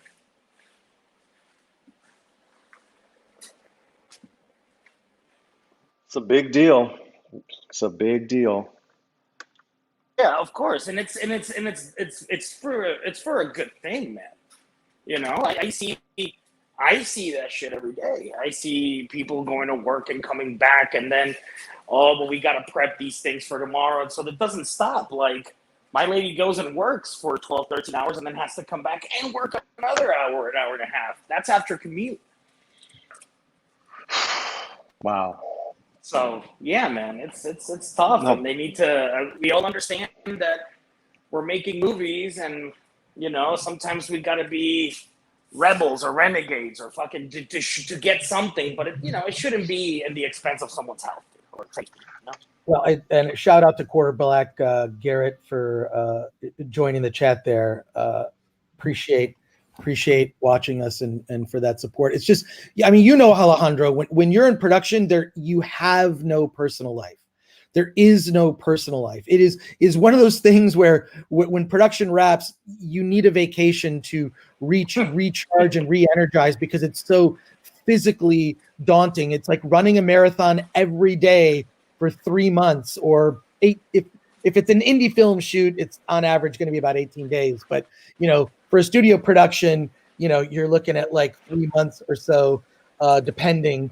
But it's, I mean, you know, you've seen it firsthand. It's like I say, long overdue. But I really hope that there's going to be a national shutdown and a national strike, where enough companies strike that it like begins to affect everyday life. You know, like whether it's like, you know, at the gas pump or the grocery store, or things that like normal people pay attention to. One worry with that, though, and this is something that many point out, like, I do not know exactly how it works in the States, but I imagine that you must have something similar or even worse. Like, for instance, in Norway, where there generally is very little overreach. Case in point, we ended absolutely all restrictions, all of them, 2 weeks ago. Like, so there's no masks, there's no need for any papieren, no nothing. And most importantly, there's absolutely no distinction between like one group of people from the other. No one is trying to say that you people that haven't done as you've been commanded are responsible for this thing going on. No one is going to say something as an unscientific lie as that. And no one that hasn't done as has been recommended, or rather, no one that have done as recommended have any reason to fear those that haven't. I have to be careful with what I say here, because everyone knows that the jabbed are safe from the unjabbed. It's the other way around. That's the issue. But we don't have any of like that distinction there. So generally, very little overreach. However, in the case of strike, and if important functions in society are at risk, then we have something that is called tvungen lønnsnemnd, and that is basically the authorities going in and saying, this is too serious, this has too wide-reaching consequences at this point, you are not allowed to strike anymore. This is your deal. Accept it, or we're talking prison terms. This is something that has only been used very, very seldom. I think like twice in history or something. Once was like a strike that went on for months and months and months on end until they finally said enough. And the other was when the oil field workers, because Norway is an oil nation, and then the oil field workers decided, hey, we want to strike, and that strike lasted 15 minutes until they shut down. So even in Norway, we have that opportunity where the authorities can go in and forcibly shut it down. How long will it take before that happens in the States? Wow, I can't predict, but I think somehow it's going to happen before the end of the year. I think we're definitely on the cusp of it. I think Chris. Yeah, I think it's like we're getting right up there, where you're seeing, like, to me, the canary in the coal mine is Kellogg, right? Like this is and Kellogg's, we think of like, oh, it's 4 factories in the United States, sort of spread out, and you know, it's not a huge number of workers, but it's also a brand name people know, right? Like Kellogg's cereal is something that in the United States people know that cereal. It's something, kid we grew up eating, right? You probably had some form of Kellogg's cereal. So that to me is like something, it's like, oh, that's top of mind. There are other industries where this is happening. But what's happened to, I don't like, to me that what's upsetting is where's the outrage? There is a profound lack of outrage about these things that are occurring and the people who should be outraged. Look, if this is a workers' revolt, where's fucking AOC? She's supposed to be all about workers. Where the fuck is she? Doesn't go with the narrative. And I'm sorry, my apologies for the language, but this is really upsetting. This is really angering. The Democratic Party used to be about support of workers. They have long been abandoned. And no, you're 100% right, Chris. Where's the GOP standing up? It seems like only the independents or those centrists like myself, because I tend to vote for whichever party is the least crazy. And in this day and age, it's hard to fucking decide. No, you're 100% right. Things are.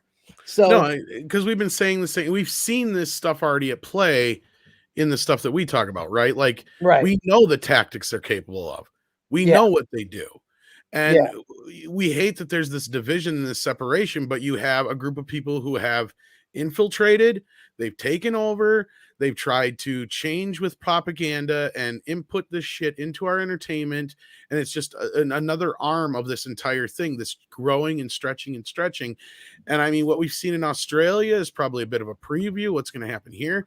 But I'll tell you right now, there's a lot of places where it's going to, when it pops off, you're right. It's going to be soon, I think. And it's not going to be pretty. And I don't want to get into too much of that shit, but like, yeah, it's ridiculous. And I think you're on the nose on a lot of this stuff. And as far as the IATSE thing goes, like Alejandro was saying, like, I agree with you guys, like 100%. These guys need to stand up for themselves. And this is the time and the place. I think you're right. I didn't mean to. Yeah, absolutely. No, I agree. No, I just had to take a second to unmute here because I have kids in the background. No, absolutely. I mean, you're not going to get anything. And my impression is that the production workers on many productions, and Chris, Alejandro, please correct me if I'm wrong here, but I think my observation is that many of them are kind of taken for granted when big productions are being planned. Again, not small productions, because here you have a huge distinction, because the smaller productions that have to squeeze every dollar out of everything, they know that they can't take any person on set for granted. They have to do everything they can to motivate, be there, make sure every job gets done, or they're not going to get the shots they need, and they can't go back and do any reshoots. It has to be done there. Then. Well, imagine your Hollywood producers like the Harkonnen. Mm-hmm. You've got to squeeze. Exactly. Squeeze. That's what I think. Many Hollywood producers that they kind of take for granted the production people, and the moment that they become aware of them, then you have the Harkonnen attitude. You gotta squeeze them. Like, send out the hottest chicks you can find to deliver the bad news, to manipulate them to working a little bit harder. That's my impression, that they're completely unappreciated or underappreciated, and frequently exploited for the tiniest little thing. Of course. And it's really, really unfair. It's modern day exploitation, and there's no reason for it. Certainly not on bigger productions where the money is there. It's just that the people who are higher up, I think, would be much, much happier to squeeze some of the below the line people to keep a little bit more money above the line for themselves. And just to deal with that kind of attitude, that's what you have striking for in the first place. Yeah, well, as I say, even if you take the politics out of it, Andre, what do I always say? The higher ups will always try to find a way to keep their money and make somebody else pay for it. Well, everyone will. It's not just the higher ups. That's the fundamental human nature. But the higher ups are in the position where they actually can do it. Well, no, but I mean, when everybody keeps asking us, well, are they going to spend this less on production? No, they will not if they don't have to. And it has more to do with, like the big top guys are not going to take 1 red cent less than what they're used to.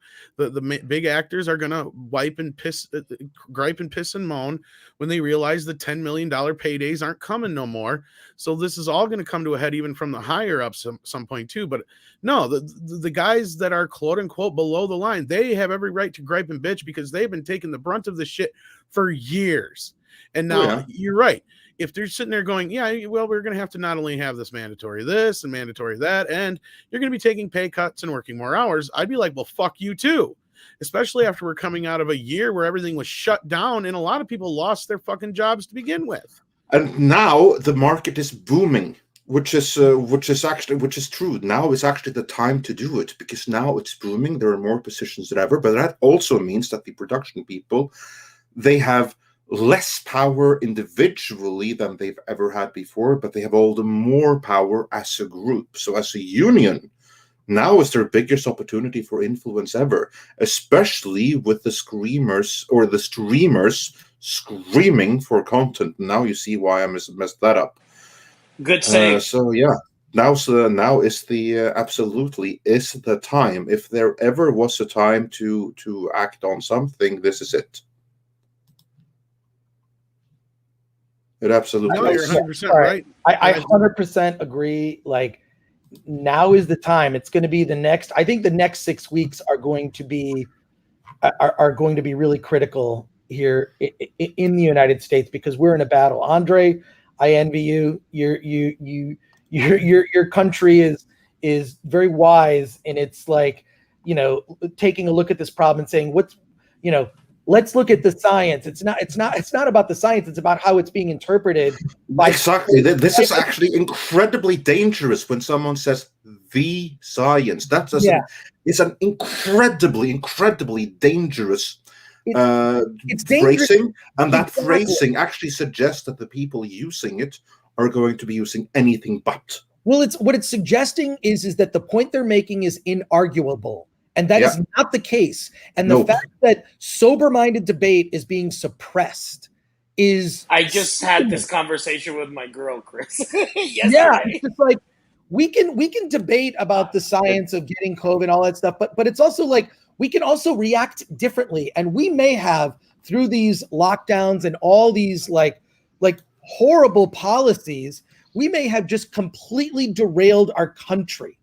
We have just completely derailed the economy. And California hasn't really felt the effects yet, as more and more people, every couple weeks, I find out a friend who's leaving the state of California, and not just a friend like, oh, they were here for a little bit. No, people who've been here for decades and own homes that are like, I can't be here anymore. I'm not going to live in a state with such a high tax rate. It's not livable. I'm tired of being, walking around like fairly what used to be safe parts of Los Angeles and being accosted or just like turning into Chris? San Francisco. No, you just disappeared for a second there. Oh, I did? So, you must have said something horrible. Oh, did I? I think that was just on your end, Andre, because he was doing fine on mine. Oh, okay. Or maybe it was my end then. Maybe it was just a hiccup Sorry on about yours. that. I think he was all right. And I feel like I think you're absolutely right. You're right, absolutely right, Chris. But here is where we can have sane discord. FNT, all Tom's channels, and Midnight's Edge Espanol, all the other ones that everyone here is in the chat, supporting, chatting, giving super chats to.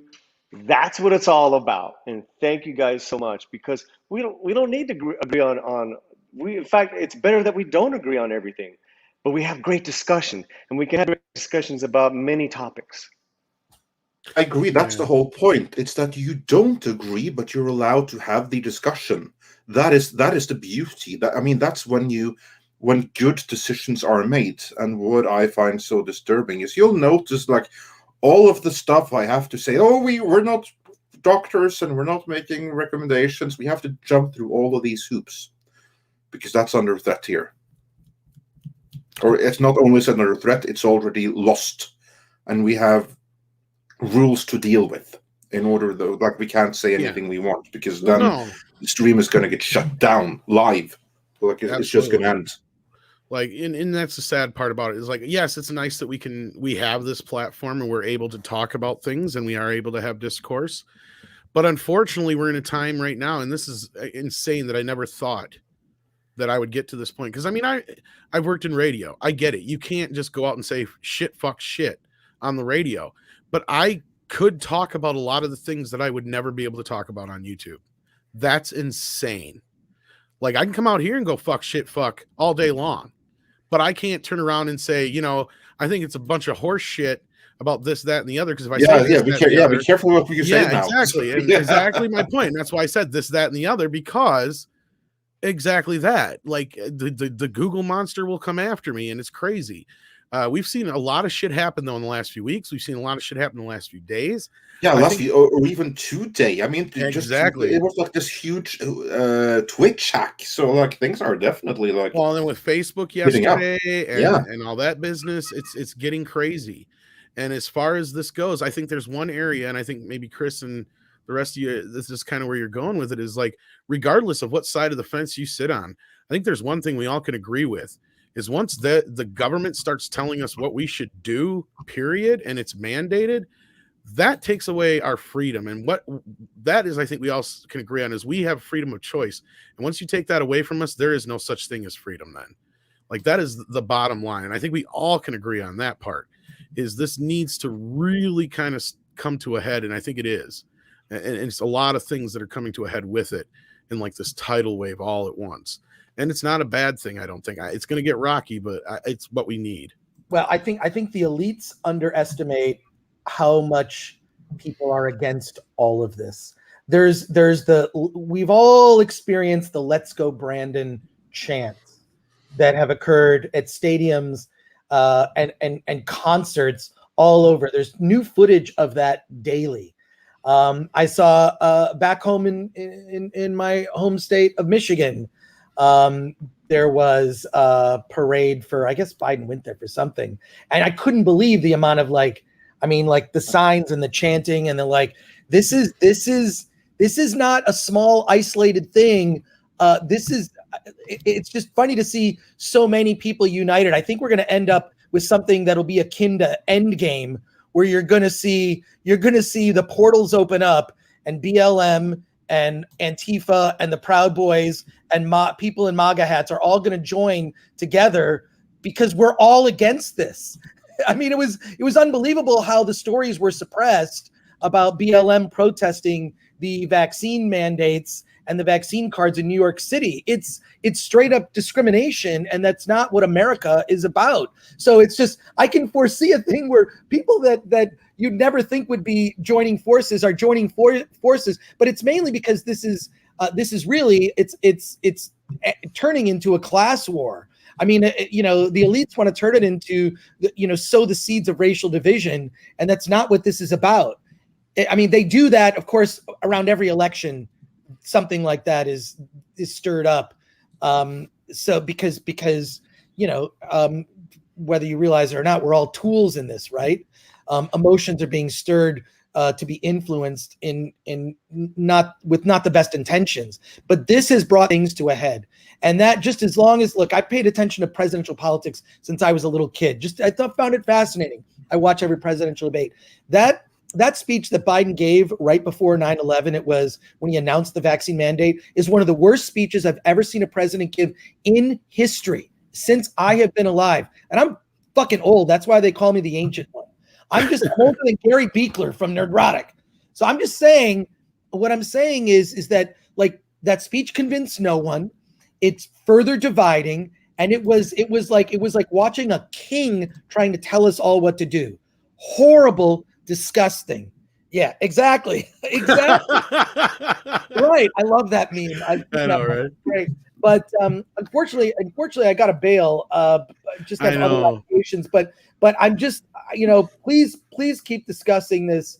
Fight the good fight. I think we're going to see what plays out the next couple of days. I'm sure, Tom, you'll be discussing it on FNT this Friday. I'll be watching, and I think I'm scheduled to join you on the 15th on FNT with Chrissy Miller. So, and that'll be a fun one because it's going to be a little different. that day. But Yeah. thank you so much for including me in the conversation. I think we reached a tipping point. I think people need to be angry and openly angry and start pointing this stuff out and talking to people, because this is a battle we need to fight. So thank you very much. I really appreciate it. I'm sorry I have to go. No, we love you, Chris, and we always love to have you here. As I say, I want to be like you when I grow up. And no, you're always welcome. And I'm sure I'll be in touch real soon. Well, thank you, Tom, Andre, Alejandro, Chris. Paulie, great as always. Oh, mismo, same. Take care, Chris. My man. All right. Thank you. All right. Take care, everyone. Later. Bye. Yeah, take care, Chris. Thanks for joining us today. Man. So yeah, well, I he started a fire and then he took off. Yeah, exactly. Well, all I want to say about it before we rein it in, before we get shut down here, is people are obviously fired up. Yeah, and we got some watching from outside with very good reason. But yeah, Tom, you were saying.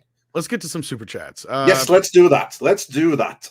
Yeah, Preston Bruno, I'm sorry that we didn't get to these before Chris left, but we'll definitely have him back again for sure. But Preston Bruno said, Chris, my boy, I haven't seen you since G4 days. You at least need a small YouTube channel that tells me what DVDs and Blu-rays to buy every Tuesday. He did at least get to see that one, and he did get to see this one too from Mr. Tickle Trunk that said, one rant down. And we got a lot more than that.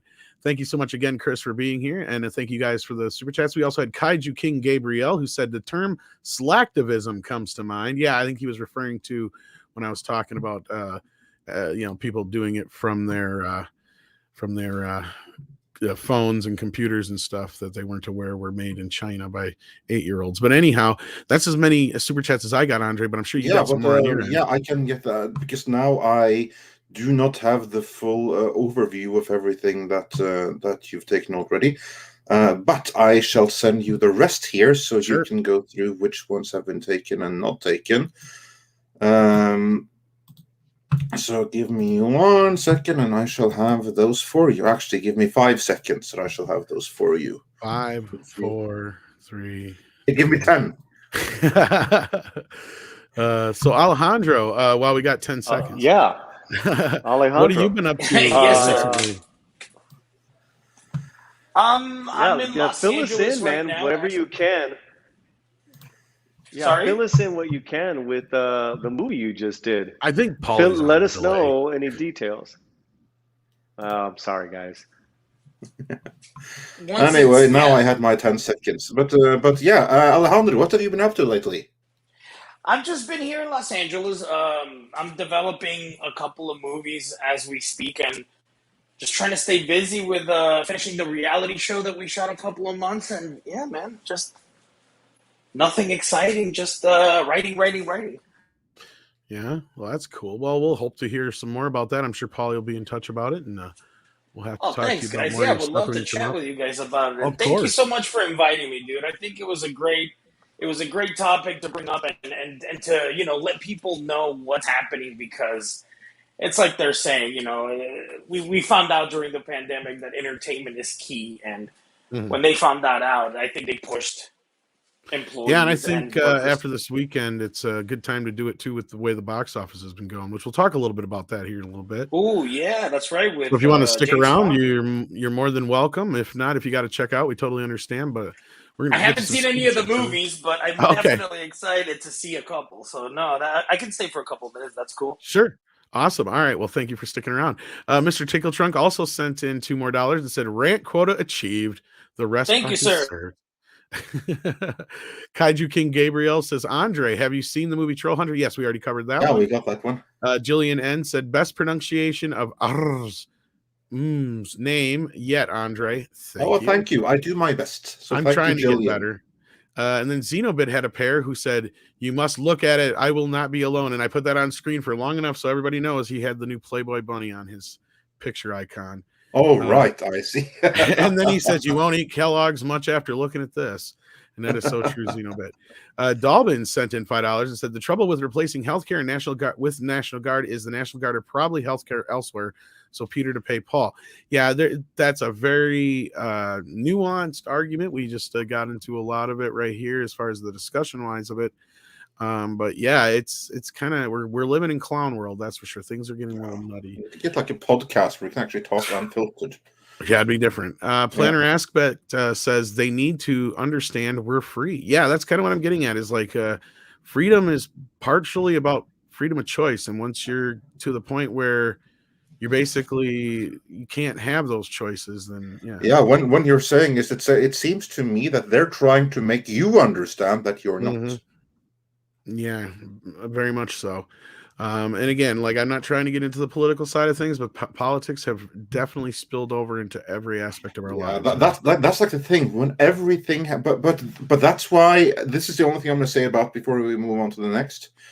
That is why our entertainment has been ruined by politicizing it. You take something that everyone, regardless of where they stood before, could be agree on. Like everyone, regardless what you feel about this topic or that topic, loved Star Wars. So how do you break that? Well, you politicize Star Wars. Because I remember when E.T. was like, vote Reagan. Yeah. That fell flat. Sorry. I thought it'd be kind of funny. I was laughing, bro, but I was on mute. I was like, oh, like crickets, motherfucker. Oh, that's all right. Gosker Verlot is going to make me feel better because he sent us $20. Thank you so much. Thank you so much. Yes, says those who give up freedom for safety deserve neither, and I agree with that. And will something both. I think I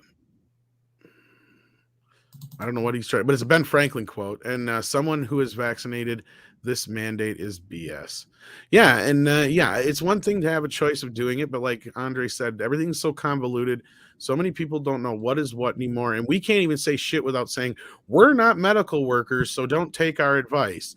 And the funny thing is that people on YouTube who actually are medical workers, who are professionals, and who actually do talk legit science, they get taken down. But what do you guys think of the whole thing with Facebook, since it's the complete opposite of them saying, hey, actually, they've been pumping hate and shit like that to divide because it gets more clicks and they benefit from it. What do you guys think of that? Well, they obviously have, evidently. I mean, like those accusations are... it goes here's the way I put it. It's kind of obvious because Facebook already was like making every day like Thanksgiving, right? Like every day you had to watch your uncle getting an argument with your cousin, and your grandma have to step in, and your fucking best friend had to put in his 2 cents. And it's like every day it's like sitting at the Thanksgiving table, and it's just like I've been finding myself staying the farther and farther away from social media as I can. I don't know about you, Alejandro, but yeah. I have social media because of my business. I mean, as an independent filmmaker, how else do you let people know of the content you're creating, of the new stuff that you're working on? But we lost him. Shit. Okay, so it wasn't me this time.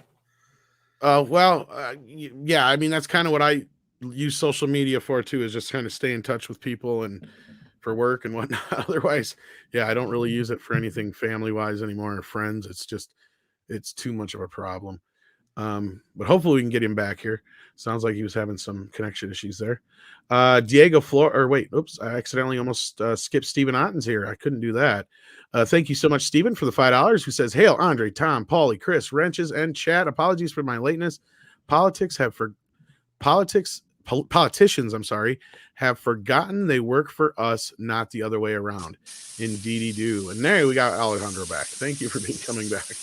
Yes. Yeah, sorry about that. Glad to have you again. Right. Feel free to finish that thought. Yeah, if you had more to go on that. What was I saying? You were talking about social media, and I was agreeing with you. Yeah, I pretty much use it just for to promote stuff and talk to people anymore. Otherwise, I stay off it for any other reason. It's obviously it is addicting. It is addicting. It is a way of you to compare yourself.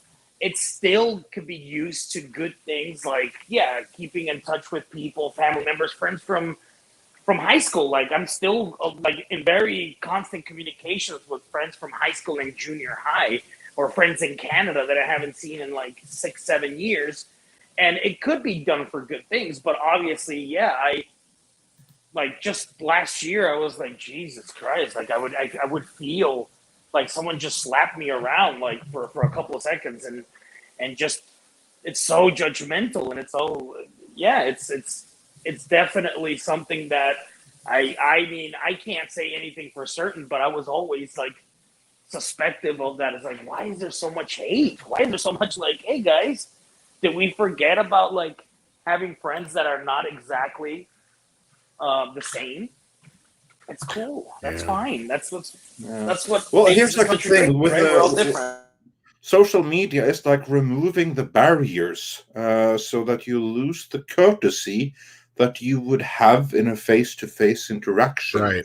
Since it's like you're not talking to anyone you know, so you kind of like internet trolling on message boards from one anonymous poster to another becomes more like that in general, and then kind of like the social contract and a little bit falls apart when everyone does that a little, or when enough people do that a little bit every single day. That's going to have a spillover effect into society at large, because you decentivize people. You decentivize from the normal cultural norms and boundaries, so that gradually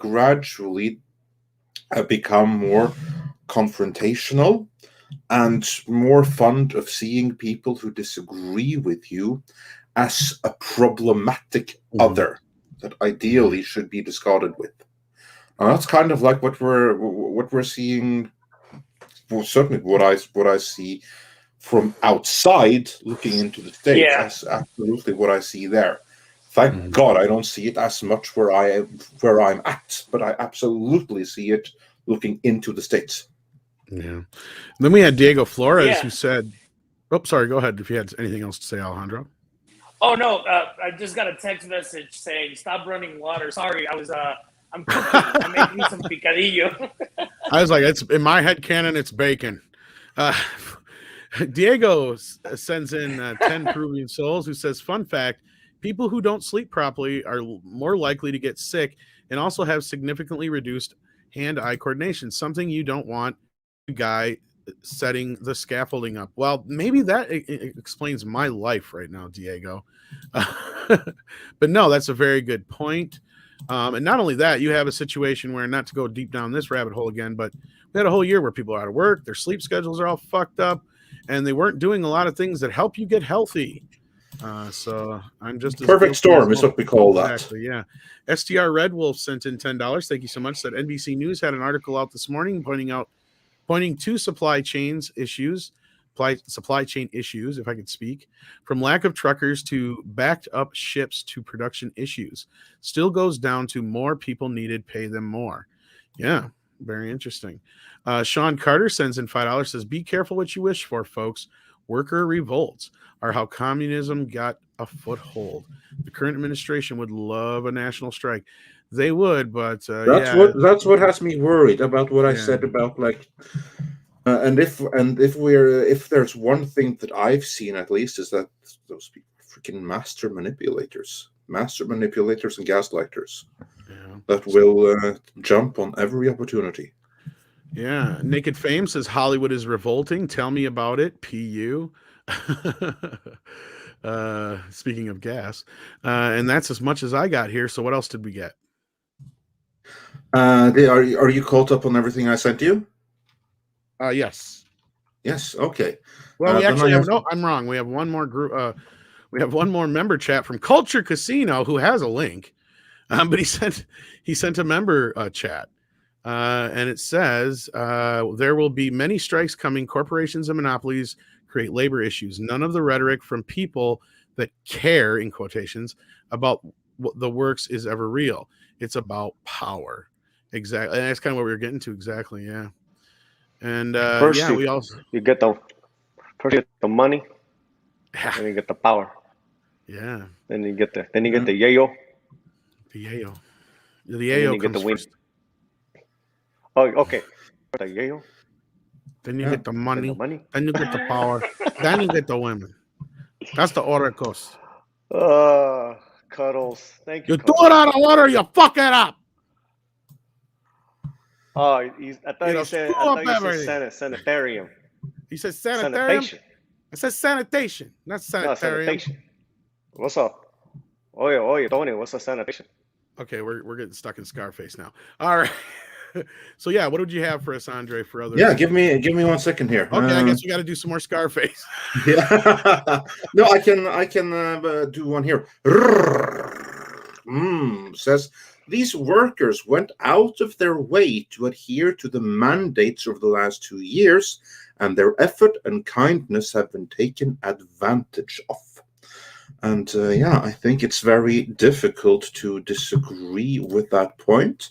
So I do hope that they will be very strategic in what they choose to do and not engage in any actions that can be used against them.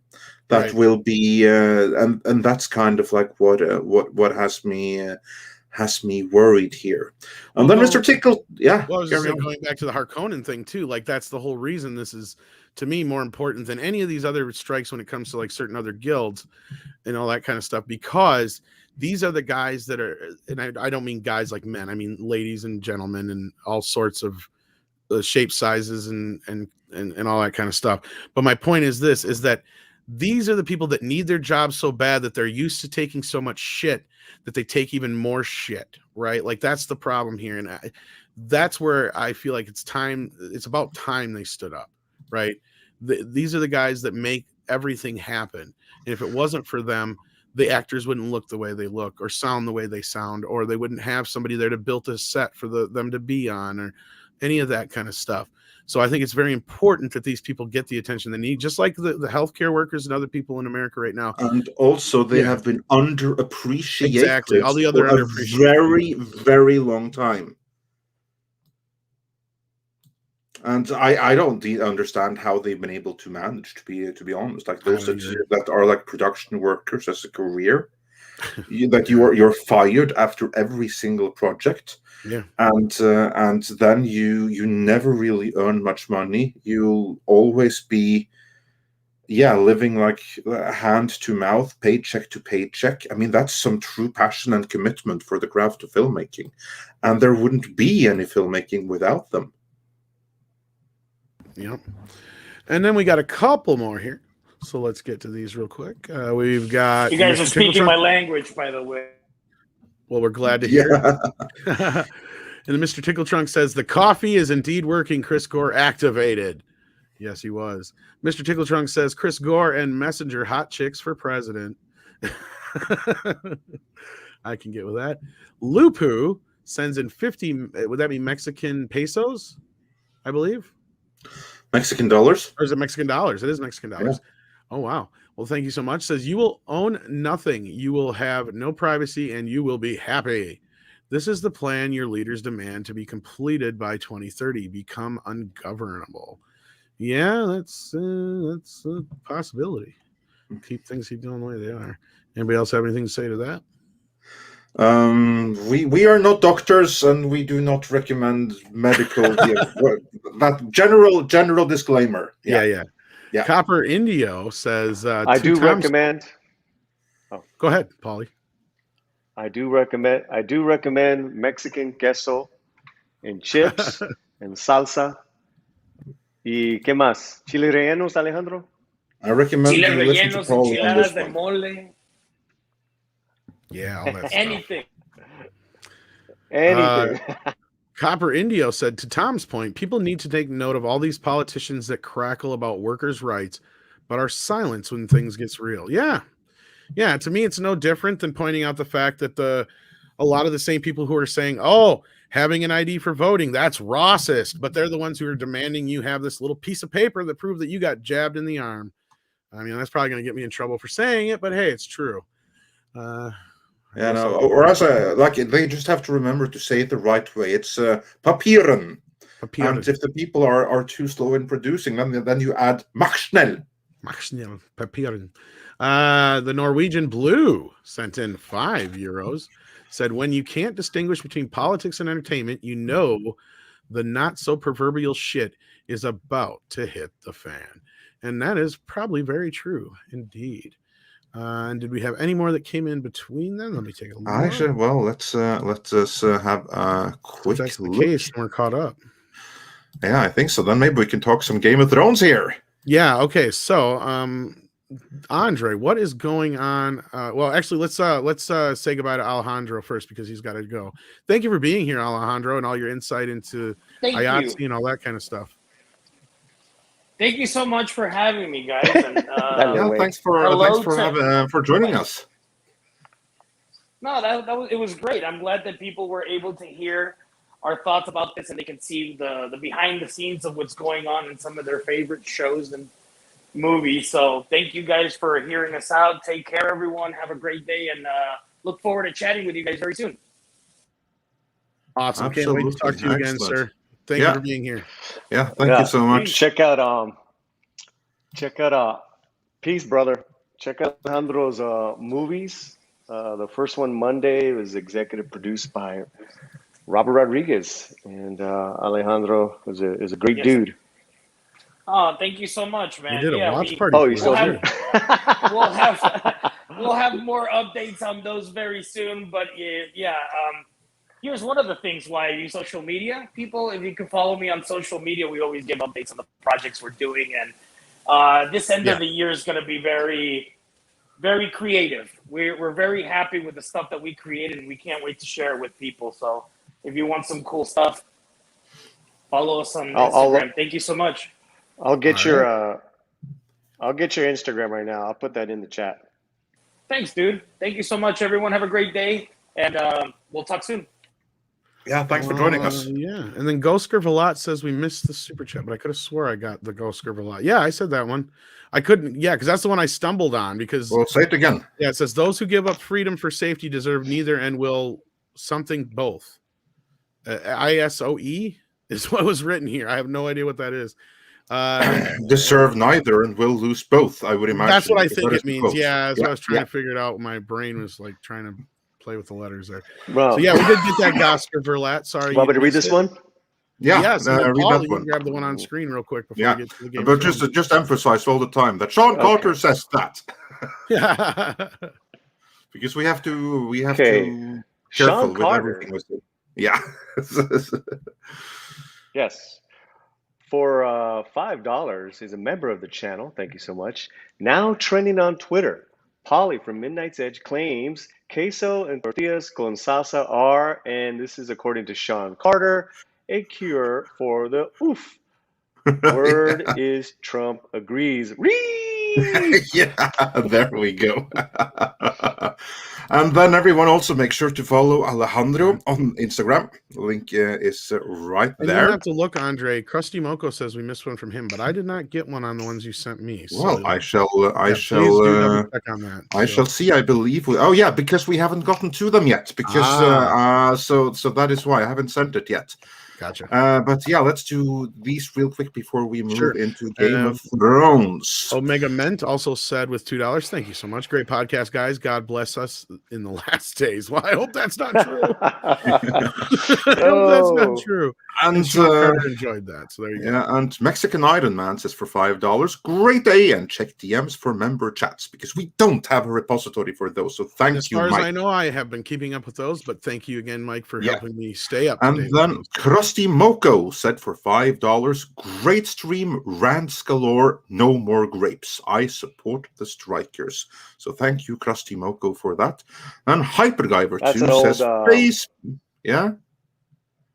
Yeah, that's an old throwback to the United Farm Workers, their first strike in the early 60s, no grapes, because, they were just working for literally pennies and living in squalor.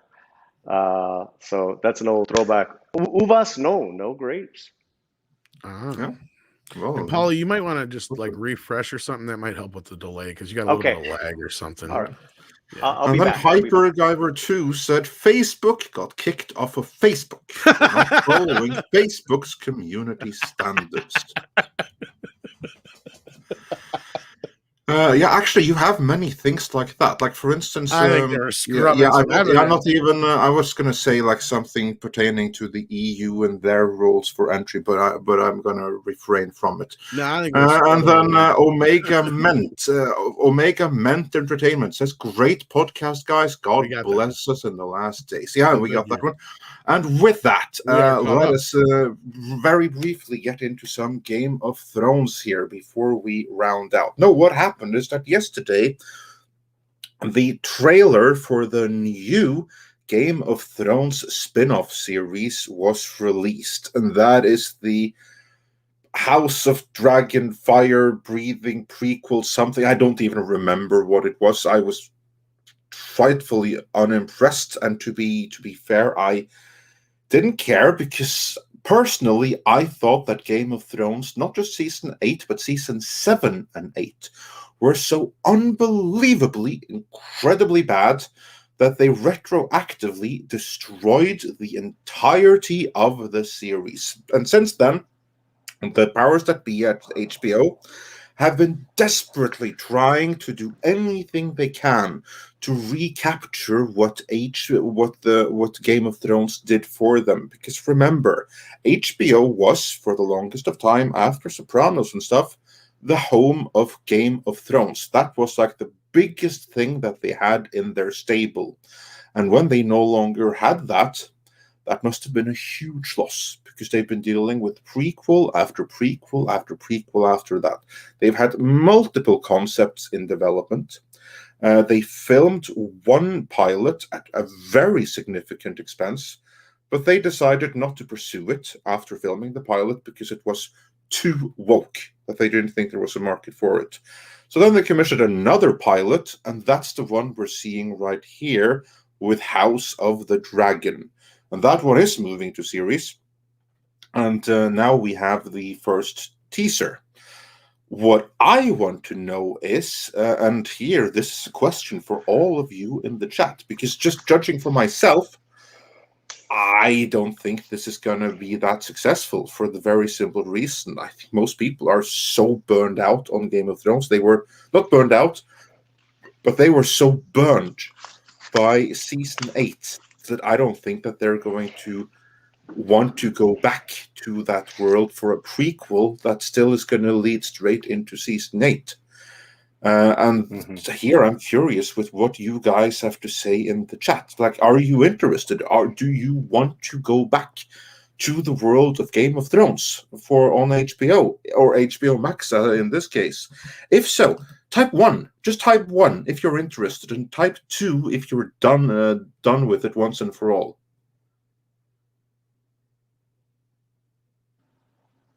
How's my delay right curious. now? What was that? Is that better with my? No, it's exactly the same, but it'll do. It'll do. Oh, okay. Here came all the votes. I see a lot of number 2s, some 99. Don't see any 1s yet. I see pretty much number 2 all over. Yeah, this is kind of what my hypothesis was, that there's Paul Malta, he's interested. Regis K is interested. Script Doctor is 99% too. Master Clockworks is 69, just to stand up and stand out. And Olaf Van Ness says 0, as I have no clue what the choice was. Well, Olaf, if you are interested in going back to the world of Game of Thrones, then type 1, and if you're just done with it forever, type 2. Those are the choices, and I see overwhelming number 2s. So they do have quite a lot of marketing challenges here. Script Doctor says 99% of the votes appear to be 2, and that appears to be on the money. So yeah. Kit Kat is interested in going back. Oh, that's cool. You know what? I think that the best thing that they could do is actually go back and redo season 7 and 8. That would Andre, be are you interested at all? No, not in the slightest. Same. I couldn't care less. I mean, I saw the trailer and I couldn't care less. I felt nothing. Yeah, I mean, it's been such a long time too since there was a good season for me. It's been years, and it's like, oh, It hasn't they're been doing good what? since season 6. I mean, according to who you're asking, for those that really know the books, it hasn't been good since season 4. But for those of Hmm. us who don't know the books, it's been pretty decent up until season 6, and that's when it went off the rails. Yeah, I think I've And seen. I read most of the books, and then I saw the first 2 seasons, and I was done. yeah, Yeah, but that's such a long time ago. yeah, and I think my hypothesis, and I could be wrong, but my hypothesis on this is that they probably shouldn't have made this prequel because I think that they lost the audience. And it's going to be very difficult to get them back again. I think the one thing that would really get the audience on board is if they were to remake season 7 and 8. Say that, okay, everything up until season, say, 6 is canon, and we're going to now redo everything from that point onwards. I think that's the way to win back the audiences. But in this case, a prequel, still a prequel that's going to go straight into season 7 and 8, and it stops there. So, yeah. KitKat says, nerds are not interested, but normies did not see that much wrong with the notorious season 8. I disagree. I think, like, much of the reading that I heard over season 8 was for normies. Like, it was like my colleagues at job that couldn't tell Spider-Man from Batman. They were like in mourning after season 8 of Game of Thrones. They were like, what the hell is this? I couldn't believe it. So I think that quite a lot of normies are the ones that are burned and won't be coming back. I think that the normies probably has a better shot at giving it a new chance. I could be wrong, but that's just my initial thought here. And I've never seen any Game of Thrones, and I have zero, Yeah, don't waste your time now. Yeah, after now, everything I've heard, what's the point? But I can say this to it, from what I know about this whole thing from behind the scenes, is this whole Game of Thrones business was part of the seed that sprouted into HBO Max and the whole deciding to do day and date bullshit, because they were so upset by how the reaction to the ending of Game of Thrones came off, because they had 5 spin-offs. It was their golden goose for HBO Max. Yeah. And those were meant to like be the thing to push HBO Max. And it was basically a non-starter now. And they were just irate and they didn't know what to do. And yeah, so out of all this bullshit, this is what they wound up with. So it's kind of funny. That's all I know about it. That's all I can add to it. So yeah. And we got a couple of more super chats here. Joachim Stark says, Game of Thrones issue 2. I'm a good son. I persuaded my mother to stop watching after season 7. I wish someone could have done that for me. Yeah, well, I'm sure many feel that way, but at least you did that. Only I would say that you should have persuaded her to stop after season 6.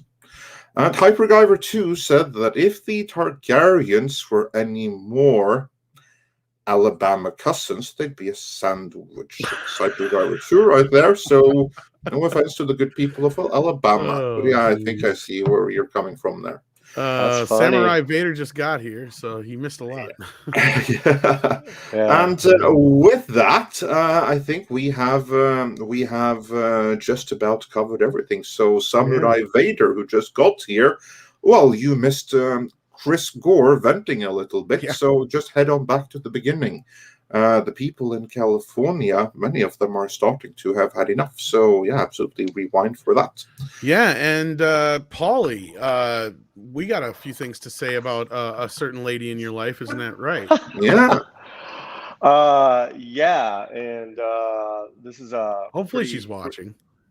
Yeah, it's pretty amazing. We're talking about earlier about our people doing stuff, and then you have brought up that CSI Vegas just announced they're coming back, and we know that Lady Slant, my better half, Romy Diaz, is guest starring in one of the episodes.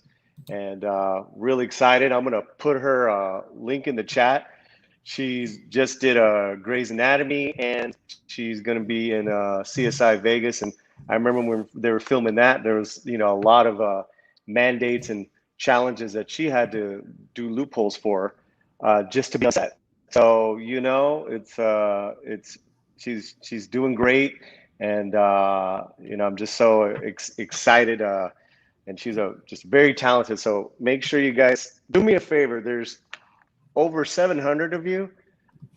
If y'all can get over there and just hit the follow, that would be amazing. And then you can follow the career of a great lady. Thanks a lot, guys. It was funny when we were this morning when Paulie and I were talking about this. I happened to look up to see when the show starts. Well, it starts tonight. Right. Which is funny because it is exactly 21 years ago to the day that CSI started on CBS. So it's really weird. So yeah. So hopefully we'll see her soon on the show. You said episode 3. I think you said she's the first one on, right? Yeah. Under the Skin, and she's Detective Ortiz, I believe. Almost close to her own last name. But so congratulations to Romy and all the guys over there at CSI. Yeah. Yeah, and then quick Midnight's Edge Espanol plug. There's a Spanish interview with her and Diego Flores that has been on the Midnight's Edge Espanol. If anyone wants to check that out, Andre, I know, is familiar with that interview. Yeah, that was shown at a certain school class in Norway for the Spanish the students learning Spanish. It was quite popular. How neat is that? Other than that, if there's some 4K fans out there, we got something going on later on. Well, I guess it'd be more like afternoon tonight in some places. But 4 p.m. Central, we're starting a new show today. I believe the title, if Andre's cool with it, is called 4K for You. It's going to be Valiant Renegade and myself, and maybe Andre, and who knows who else will pop in over the show over time. But every Wednesday, we're hoping to talk about what's going on with 4K, technology, and movie news. We'll give our reviews of the latest things out there, and we'll take questions from you guys in the chat about all your 4K needs, I guess is the best way to put it. So, yeah, we're really looking forward to that. That's going to be fun. Wait. Hold on, Tom. You have a 4K show that I named you 4K Tom. Am I in the credits anywhere? Because I feel the 4K Tom is. Come on, what's going on? Yeah, I'll give you credit for the 4K Tom. I almost called the show everything.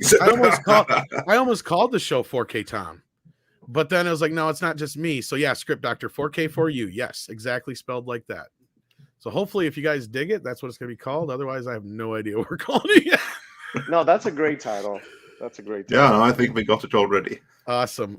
So hopefully we'll see you there. Like I said, maybe Andre will drop in, and who knows who else we may be able to come in on the show. But I'm sure at some point we'll be able to bribe Robert Meyer Burnett into coming in at some point. I don't know about tonight, but I'm sure he'll be interested in talking. So yeah, so come on and talk to us about that. We're going to kick it off tonight with a little bit of history of how we got with where 4K is now, and a little bit about the format and everything like that, and some of the latest movies and stuff. So hopefully you guys can join me in Valiant Renegade and whoever else joins in with us tonight to talk about that at 4 Central.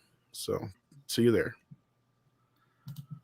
Yes, indeed. Yeah. And with that, sorry about that, I'd like to say thank you to all our guests, to Chris Gore, to Alejandro Marin, to Paulie for joining us, and of course to everyone watching, to everyone that's been super chatting and engaging in the comments and sharing your feelings as Chris Gore shared his.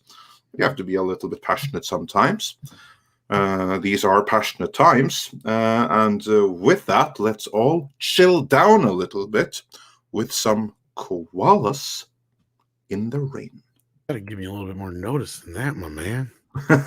Jeez, I ain't got it ready yet. Well, but I really extended koalas.